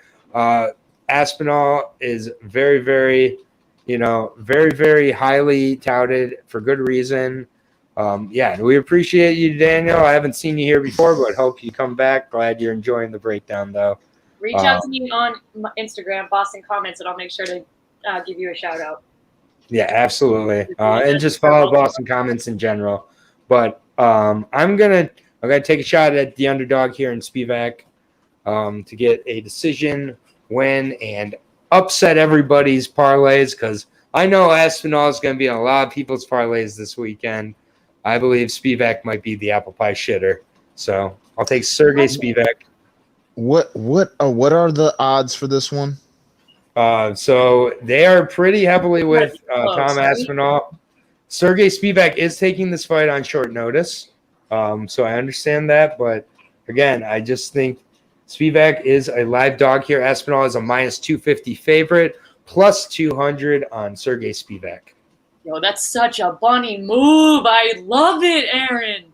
Thank you, dude. That's like, I feel like that's like, that's a money move. I mean, why? Because I mean, if you look at the competition, I mean, I shouldn't get ahead of myself. Whose turn is it? No, go ahead. We'll let Bunny bring it home. Bunny, you'll lead us for the main event, though, so be ready. But I mean, I mean, I don't want to sound like an echo in a room, but Tom Aspinall, once again, he's done everything that he's supposed to do up to this point. You know what I'm saying? He's done everything. He's passed all the tests they've put in front of him. But Sergey's just had more tests. You know what I'm saying? He's got more experience. And it's like that's your money move right there. Spivak by decision +500. They're paying. They got people. That is. They know someone on the inside. I'm telling you. And honestly, I Aspinall by decision. Either way, I like the over though. Over 1.5 +100. I like it. I just like the bold pick. Respect. Well, and I think this is out of.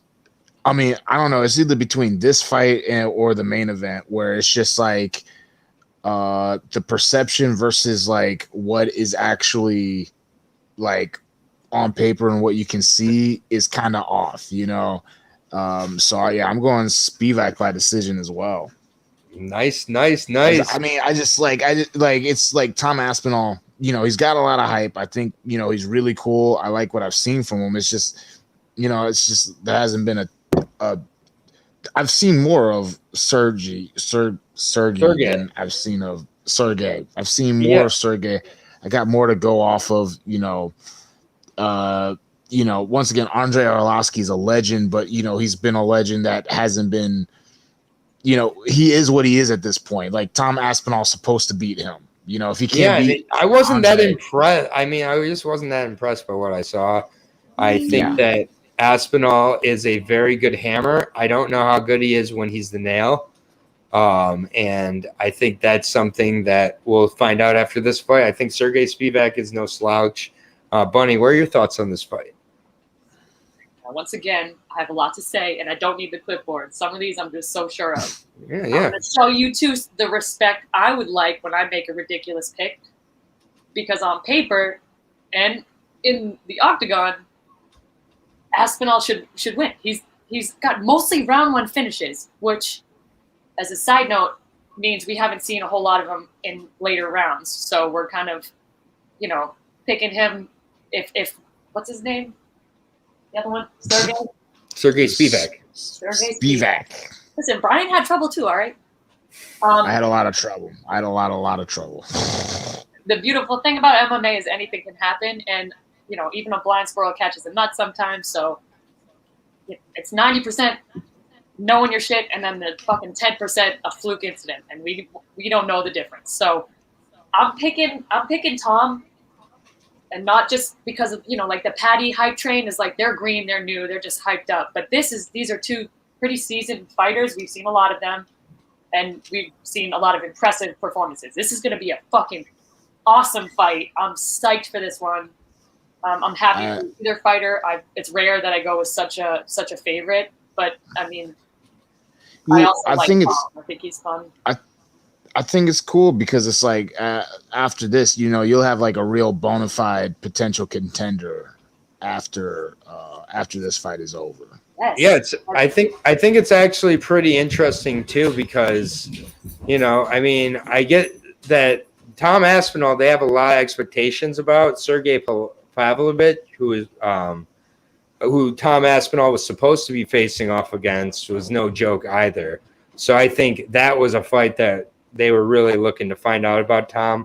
I don't think that Sergey is that much of an easier opponent, and also a very different opponent than Sergey Pavlovich was. So it's a late notice. It's a short notice for Tom Aspinall too, and adjusting to it. So he just always walks in like it's just a regular Monday meal. You know what I mean? Like Tom, I feel like he doesn't. It's not like cocky, like fake confidence. It's just comfortability, and and like you said, I think you said Sergey was taking the fight on short notice. It's everything combined. Like, my heart isn't with either one. I think for the division, I think I prefer Tom because if he wins this, he is a fucking contender. We've got a new, we're definitely a chance to Sergey. You know what I mean? So he's gonna make waves if he freaking wins, and I think he will. Whereas if Sergey wins, he's got another win on his record, totally respectable, but I don't see him impacting the division as much as I see Tom. I think Tom will be this is a fight that will sort of prove that Tom is, what with the top guys in this division. You can't discredit his record. Speaks for itself. Are all those round one finishes flukes? They can't be. There's got to be said. So no, but what happens when the fight goes past the first round? That's my wonder. I like that he's liked a lot, but he's not like overhyped, like for no reason. Like I feel like he's earned the amount of hype that he has. And Miz, I also always roll with Zhang. I'm a huge Wiley fan. Her and Rose need to run it back because that was. Well, they are running it. They're running it back at 268. Oh yeah. See that's gonna be a different fucking fight. I'm telling you. Nah, bro. Rose is still gonna knock her out. Yeah, I think Rose has got Zhang's number.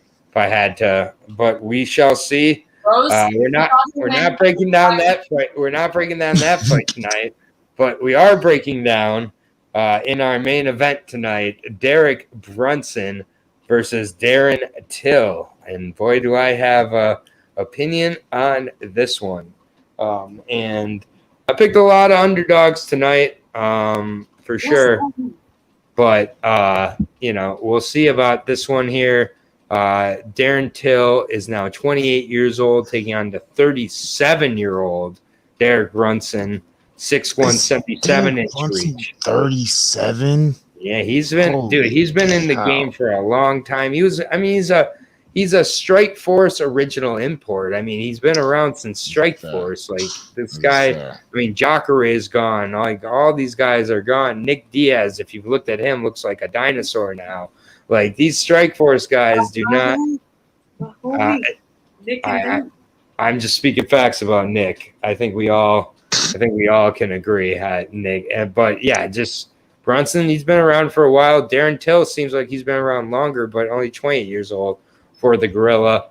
18-3-1 for Darren Till, 28 years old, fighting on Team Cabone in Liverpool, same as Tom Aspinall. Coming off a loss against Robert Whitaker back in July of 2020. That was the last time he fought. So it's been over a year. Definitely been a while for him. He has won one of his last 4 fights, and it was a split decision against Kelvin Gastelum that easily could have went for Kelvin, in my opinion. Darren Till won a unanimous decision against Stephen Thompson in Liverpool that I had for Stephen Thompson. I'll be honest, man.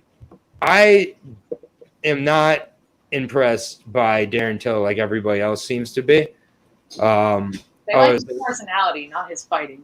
I think that his personality plays a huge role. His meme page plays a huge role in people's love for him. It's what he's been known for the last year, as he hasn't been in the octagon. I think that Darren Till will talk about his striking a lot, has very good striking when he decides to strike. His volume is very low. He's always kind of looking to just line up that perfect left. He had one moment against Robert Whitaker in the first round when he landed the left elbow. And other than that, he lost all 4 rounds against Robert Whitaker. Was not close in any of the last 4 rounds. Didn't have another moment that replicated that at all. And yes, that was a great moment, but it did not end the fight. And no business being in there with Bobby Knuckles. Like, that was just. I mean, Bobby put him away for over a year. There's a reason he's been out. Kelvin Gastelum was a very close 3-round split decision. I was at that fight at Madison Square Garden. I had it for Kelvin Gastelum, actually. So, yeah, it's just, it's just like, I think that with Darren Till, he's very technical. That's true. But in fights like the Jorge Masvidal fight, it allowed him space and time to blitz and get the finish. Same thing with Tyron Woodley. In the Tyron Woodley fight, he ended up throwing a total of 0 strikes. 0 strikes. Is that even possible? That was a UFC record for Darren Till. Darren Till, no one has ever thrown 0 strikes in a championship bout. Wait, that's how many strikes I've thrown in the UFC. And that was a pretty rough one for him. I've seen everybody and their mother picking Darren Till going into this fight. And I am very, very, very confused, people. I don't get it. I do not see this. I think that Darren Till can knock anybody out, and Brunson has been knocked out a few times in his career, but Derek Brunson has had a career resurgence here. And I just don't think people quite recognize that Darren Till's last finish was of Donald Cerrone. Otherwise, show me these finishes. Wendell Oliveira? Who the hell is that? He had a draw. And not only back in time to see any of his fights, which can you even account for? Really?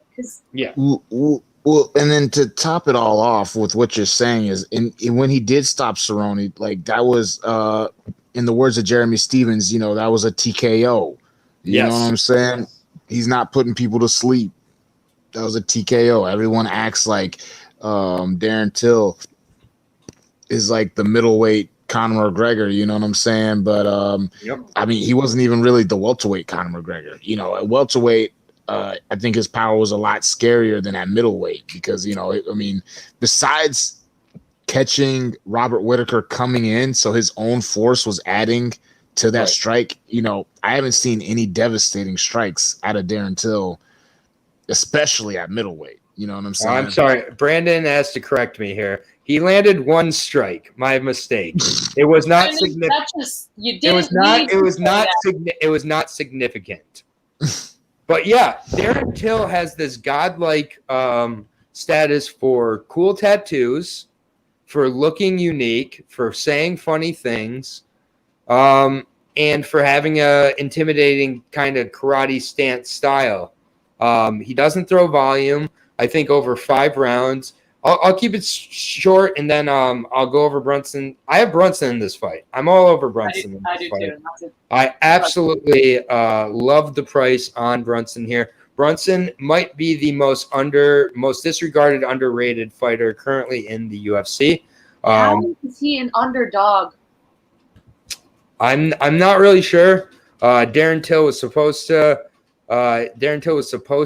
It says no. Yeah, Darren Till was supposed to fight Jack Hermanson. Guess who got injured? Darren Till. Darren Till was supposed to fight Marvin Vettori. Guess who got injured? Darren Till. Darren Till was supposed to. Popularity has to be a factor because I feel like. And it was it was 2 different injuries for Hermanson and Vettori. His last injury was a collarbone injury. Brunson gets on because he's not loud and he's a quiet, technical. He's not super in the media, you know. I feel like that's got to play a part. Yeah, I mean, Derek Brunson has a big social media footprint too. I think it's just like his striking is very ugly, and it's like people have seen him lose too many times. You know what I'm saying? So he's like an effective but ugly fighter. Here's the thing, though. Where are those? We take a look at his record. First of all, he has been in the UFC since 2012.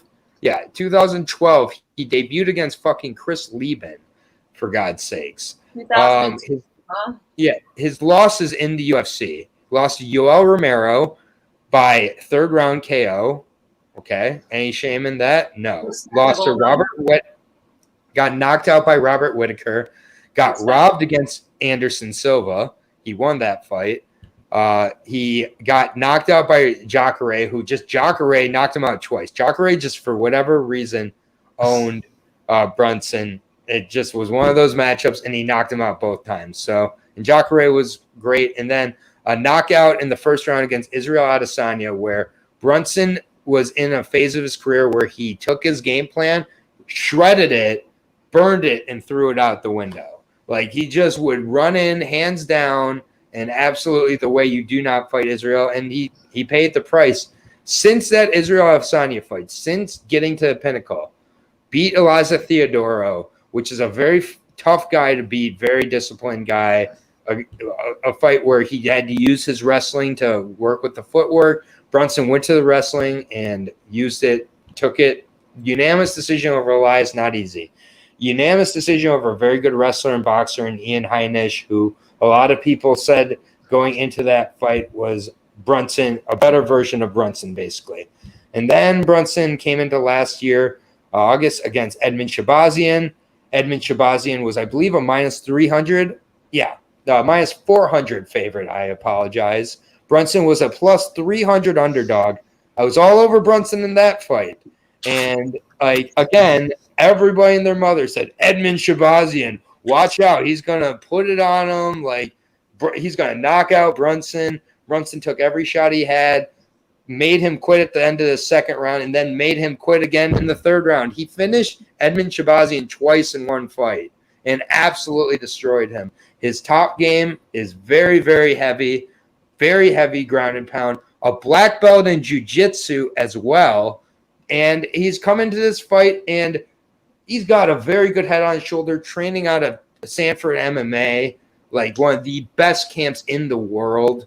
And he's coming in. He's very aware of how he has to beat Darren Till. He says, I know if I go stay on the feet, if this is a technical kickboxing stand-up exchange, I'm not beating Darren Till, and he's probably finishing me. But I know I can wrestle. I know I have a jiu-jitsu black belt. I know I'm better on the ground. I know I'm going to pressure him. I'm going to put him away. Third round TKO for my boy Derek Brunson here. He's going to wrestle and wrestle and wrestle, and people are going to be complaining, calling him boring, calling him all this. But that's the thing. Cisco hair don't lose. I'm all over Brunson here.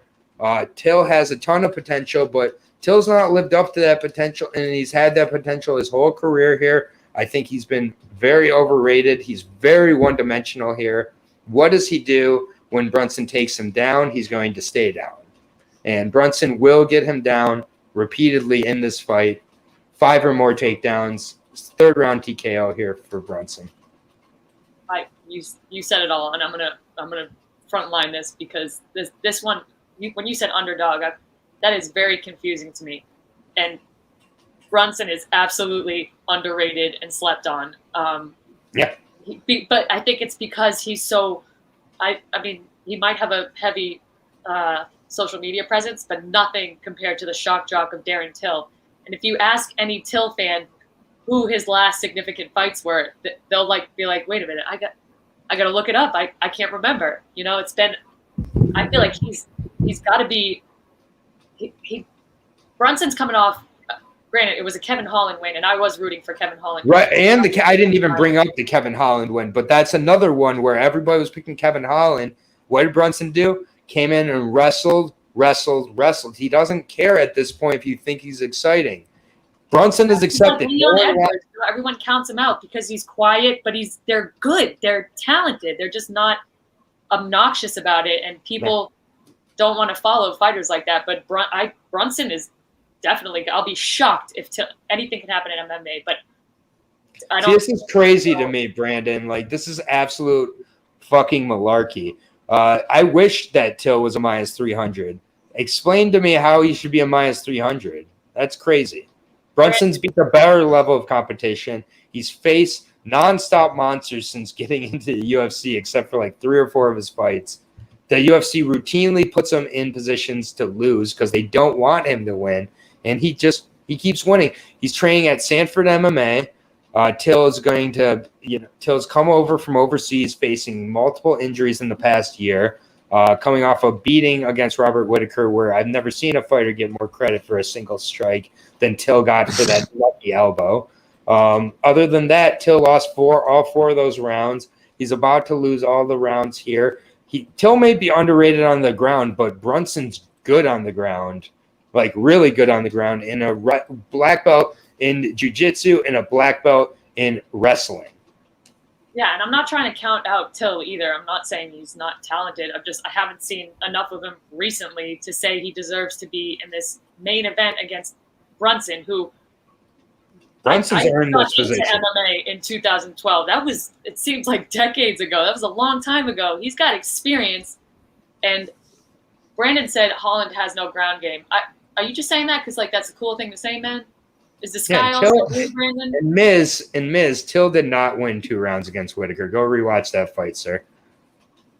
And I'm go refresh your memory. The octagon with Adesanya is that's experience, that's knowledge, that's. Look at what's happened to Brunson since being in the ring and getting finished by Adesanya. He has. He's got. I think he hasn't lost. He has a high fight IQ, even if he hasn't lost. And these aren't cans he's beating. Elias Theodoro, very difficult. Ian Heinisch, very difficult. Edmund Shabazian, super high touted prospect, well rounded, great striking. So, and then Kevin Holland, which afterwards Kevin Holland has no ground game. Kevin Holland's easy, but we all know how quickly the world turned their back on Kevin Holland, and Brunson had a lot to do with that. Not me.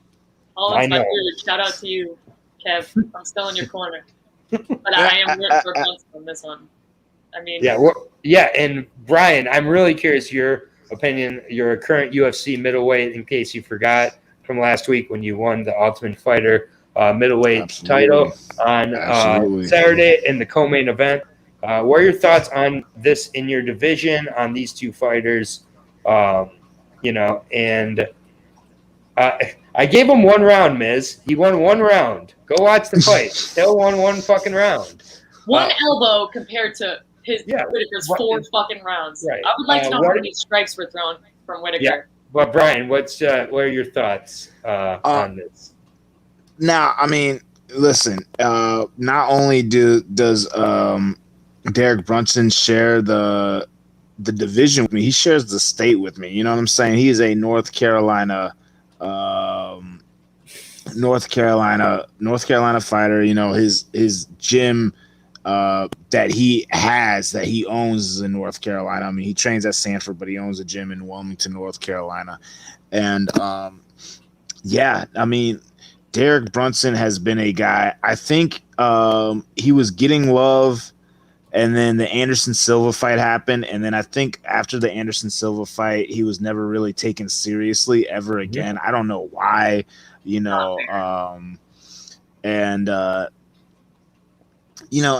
like you said, I mean, he is a super solid fighter who just goes in there and wins fights. You know what I'm saying? He doesn't really do anything flashy with it. And Darren Till is just damn charismatic. That guy, if you sit there and I don't care who you are, I don't care if you know all the stats. I feel like if you listen to Darren Till talk long enough, you will be convinced that he will win his fight. He is a salesman. You know what I'm saying? Yeah. Like, there's not a time where I can listen to Darren about his fight and then not somewhere be like, you know what? Damn, I think he can win this. I have to step away for a second and collect myself. I mean, he's such a character. He's so fun to watch. He's he's charismatic. He's really good with his words. I mean, you feel very vulnerable too. Like, he's super vulnerable, so you feel like you can identify with him. You know what I'm saying? Yeah, I want Darren Till to win this fight. I think the MMA world would be a lot more entertaining if Darren Till wins this fight. Unfortunately, I think Derek Brunson, I mean, it's just like you guys have said it. I think right now he's just hot. Like, he's kind of like he's like the Glover Teixeira of the middleweight division. You know what I'm saying? Like, I said Leon. You said what? I said he reminds me of Leon Edwards in that Leon is so good, but he's counted out because he's not flashy. He's patient. He's kind of calm. I mean, I think Leon is way. I shouldn't say way better than Derek, but I think Leon is. Yeah, I mean, Leon gets much more respect and believe. If he didn't, but no, I mean, you're right. Like, I feel like Derek Brunson's like a poor man's Leon Edwards almost. You know what I'm saying? Even though he's been around longer and had more fights, like a rich man's more wins in the UFC. But I think Derek Brunson grinds out a decision on this one, man. I really do. I could see. I mean, and looking at the way that Derek Brunson loses his fights, there's a totally acceptable, train of thought that he gets knocked out in the first round. You know what I'm saying? Because Derek Brunson, if he gets knocked out, most times he's getting knocked out in the first round. So I see Darren Till either knocking Derek Brunson out in the first round or Derek Brunson grinding out a 5-round decision on him. Yeah, I pretty much agree with that. Bunny, where you're kind of, did you already give your thoughts? Yeah, I interrupted you to share my thoughts. Okay. Yeah. And so we're all on Brunson here. It's like, I get it. But it's kind of, I just got to point out Brandon acting like the cat's you misspelled Darren Till in the Brunson part here, but everybody knows how to prepare for Darren Till. It's watch out for the straight left, watch the bouncing in and out movement with a lack of volume. So Brunson has knocked out guys like Lyoto Machida in Brazil. Brunson has prepared for 5 rounds on, I believe, 7 or 8 occurrences now, which is a huge amount of experience to have in preparing for 5-round fights. The other thing, just going back to Darren Till and the salesmanship, it got him to be a favorite over Tyron Woodley. It got him to be a favorite. It got him to be a minus 250 favorite over Jorge Masvidal. It got him to be a slight underdog against Robert Whitaker. So again, the potential, the promise all these things about Darren Till that have yet to show up in his entire UFC career, right down to getting a draw against Nicholas fucking Dalby, are still all there. All these promises are there. The whole country behind him thing is there. This and that. No, it's not also there. An injured collarbone from 4 months ago. I believe it was a back injury from prior to that. And the fact that if he can't land a straight left, what does he do? And if he's tough to take down, what does Brunson do? It becomes a crazy fight at that point, because I think that then we don't know. Either guy has finishing ability with their stand-up, though, Brunson included. Brunson has put away a lot of good guys, been in there with better opponents. At 37 years old, I don't think you can look at Brunson and think that physically he's done or over the hill. I look at it much more as he's in that final to last, second to last type of run in his career, and he's more focused than ever and more willing to stick to his game plan. Like, it's classic stats versus like flash. You know, we're all going with the stats, and like as long-term viewers and now a tough champion, we're going with technically who should win, but are well aware of the potential of a crazy, flashy, you know, like chaotic showman from Till, like a, you know, flashy knockout. Like that could very well happen. He could show up to wow his fans. And I mean, absolutely. It's a main event for a reason. I just think that the value is definitely with Brunson here. I think this is a very close fight, and in close fights, I like the guy who can take it to multiple avenues to win, especially in 5 rounds. And that, to me, is Derek Brunson in this fight. I am curious to see how Till looks coming off these injuries. Brunson could easily get a first-round knockout, man. He's knocked out Lyoto Machida in 2 minutes in Brazil. Like, I mean, this dude, if he lands, can land on anybody. What he did to Edmund Shabazian, go back and watch that fight. The ground and pound that Brunson has is probably the best in the division. No offense, Brian, until you prove me otherwise. But I'll prove you otherwise. But no offense taken. Yes, no offense taken. Exactly. I said as of now, but Jay, I'm not Challenge disagreeing. Accepted. And Jay, I'm not disagreeing with you at all. I agree. Kazamat beats both these guys. I don't even want to talk about him until he's in the octagon. I'm so. I know, fact. but I just had to. That's fair. I just had to. I like that. I like that comment. I think that's actually true. Like, honestly, until Bruce Buffer announces his name, he's irrelevant in my eyes right now. Yeah, and then after the second time, I was like, "There's no way this fight's getting canceled." Boom, canceled. Yep, and then Brandon, I agree. UFC does hate Brunson for whatever reason. He's not a top shot. He doesn't. Yeah, one cool little announcement I do want to make here at the end of the program. First of all, thank you for everybody who stuck with us throughout the show tonight. This is by far the biggest show we've had so far with regards to the live viewers, and hopefully people will check it out in the recording. We'll figure out our date as we move forward. We're thinking about moving to Wednesdays. Just we don't want to get in the way of football for ourselves, and also want to give the day one more, break down one more day to get some views here, because with it being Thursday, it's kind of a tough turnaround and everything. But I will be debuting a new show tomorrow on the channel with Brandon MMA Wagers. We're going to take a look at the weigh-in photos together and talk about if any of our picks have changed based on what we see in the weigh-in. So it's going to be our quick pick segment is going to be its own video with kind of weigh-in critiques as well in it. Emphasis on the quick for Brandon. I was just going to say, Brandon, quick pick. Quick, as in quickly. So it'll be like a 5. Real quick, so smile. It'll be like a little bit. You're like mad. You're looking right into the camera, Brian. You are. Oh! I thought it was still my bad. It's like I feel like my phone is like incrementally getting closer. Sometimes I'm reading the chat and I'm like. Yeah, it's like throwing off the battle scars. I like it. All right, I am taking the photo. I will call out Izzy in my next fight. Say, oh, damn, that's some ballsy shit. Yeah, but seriously, shout out to everybody who's joined us for this breakdown. This is a 3-hour breakdown on a 10-fight card. We did have a little bit of a celebration with Bryan at the beginning, so appreciate everybody understanding.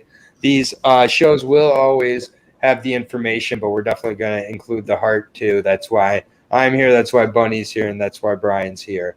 But again, we're entertaining. Again, we'll have quick picks tomorrow. Me and Brandon.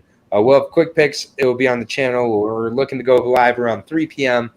Tomorrow. If you want to join us live, otherwise we'll be on the channel. But yeah, this is the UFC breakdown crew: Aaron the Dog, Bryan Pooh Bear Battle, and Boston Commons herself, Bunny. Before we take off, Bryan, just want to say once again, congratulations, man. Absolutely thrilled for all of your success. Thank you. And that you continue to want to be a part of the show means a lot to both of us. We would have totally understood if after, things changed, that changed, and just really do appreciate it. It's not taken for granted. It's been a great time tonight. We've been waiting for this celebration all week. I know Bunny and I have been, so it was worthy of it. Everybody in the chat, definitely appreciate everybody being very cool with each other, being very cool with us. This is the type of people we're looking to continue to grow with here. And, if it's us 100, 200 subscribers, how many people really get to make a difference in a couple people's lives, let alone 100? So I really don't care if we ever gain another subscriber or not. I have a feeling we will, though.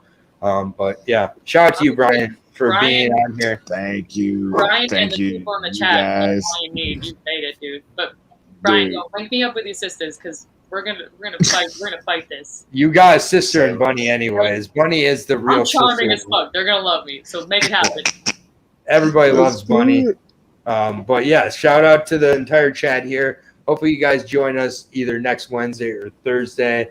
We'll figure it out here, and we'll make the announcement and everything. That's where to follow Bryan Pooh Bear Battle at Pooh Bear Battle 68 no underscores at Boston Comments for Bunny. Obviously, two of the best follows in the game. But yeah, anything else you got, Bunny, before we sign off? I'm trying so hard not to interrupt because You're doing great. people hate on Brandon. Am I doing great? Can I get a lollipop? First of all, Pooh Bear's pointing at me. He's the tough champion, and he's still trying to shine light on others. That is fucking. That's champ shit, dude. That's Bryan for you. And then, everyone in the chat, whoever's still watching, again, reach out to me, and I'll make sure you get a shout out because you being here and participating, it made it so much more fun. It just really adds to the experience. So keep that shit up. And Miz, I'm with you on Wiley all day. Bryan, any parting words for us? Dude, once again, big shout out. I mean, Aaron, you've been putting up with me for a long time. I mean, as much as you give me like love, you know what I'm saying? I gotta send it back your way because being the host and dealing with the fighter, people don't know how hard it is dealing with fighters. Fighters are finicky as fuck. You know what I'm saying? So you're a real one. Freaking Bunny, you're crazy. You gas me up all the time. You're the real one, dude. The people in the comment section, everyone has been like showing love. It's been fun tonight. It's been a blast, man. Yeah, it's crazy. 3 hour. We're into a 3-hour breakdown, and I get a lot of channels will be like, "Oh, only 13 viewers right now." We have 13 people here, 3 hours into a breakdown, just hearing us basically thank each other for being ourselves. So people spent 3 hours listening to us fucking. Yeah, and I could go for another 3. We're gonna hit the red light here though on the live section here, but honestly, the love's mutual here, and hopefully you guys all keep sticking around. We'll have fun each week here breaking down the fights, but put a lot of work into it, a lot of tape. This week is a very interesting one. We'll see you tomorrow. Brandon of MMA Wagers and I will see you tomorrow for a quick pick video. The whistle is blown. I'm hitting the end of the broadcast. Have a great night, everybody. Cash those bets, and obviously keep taking care.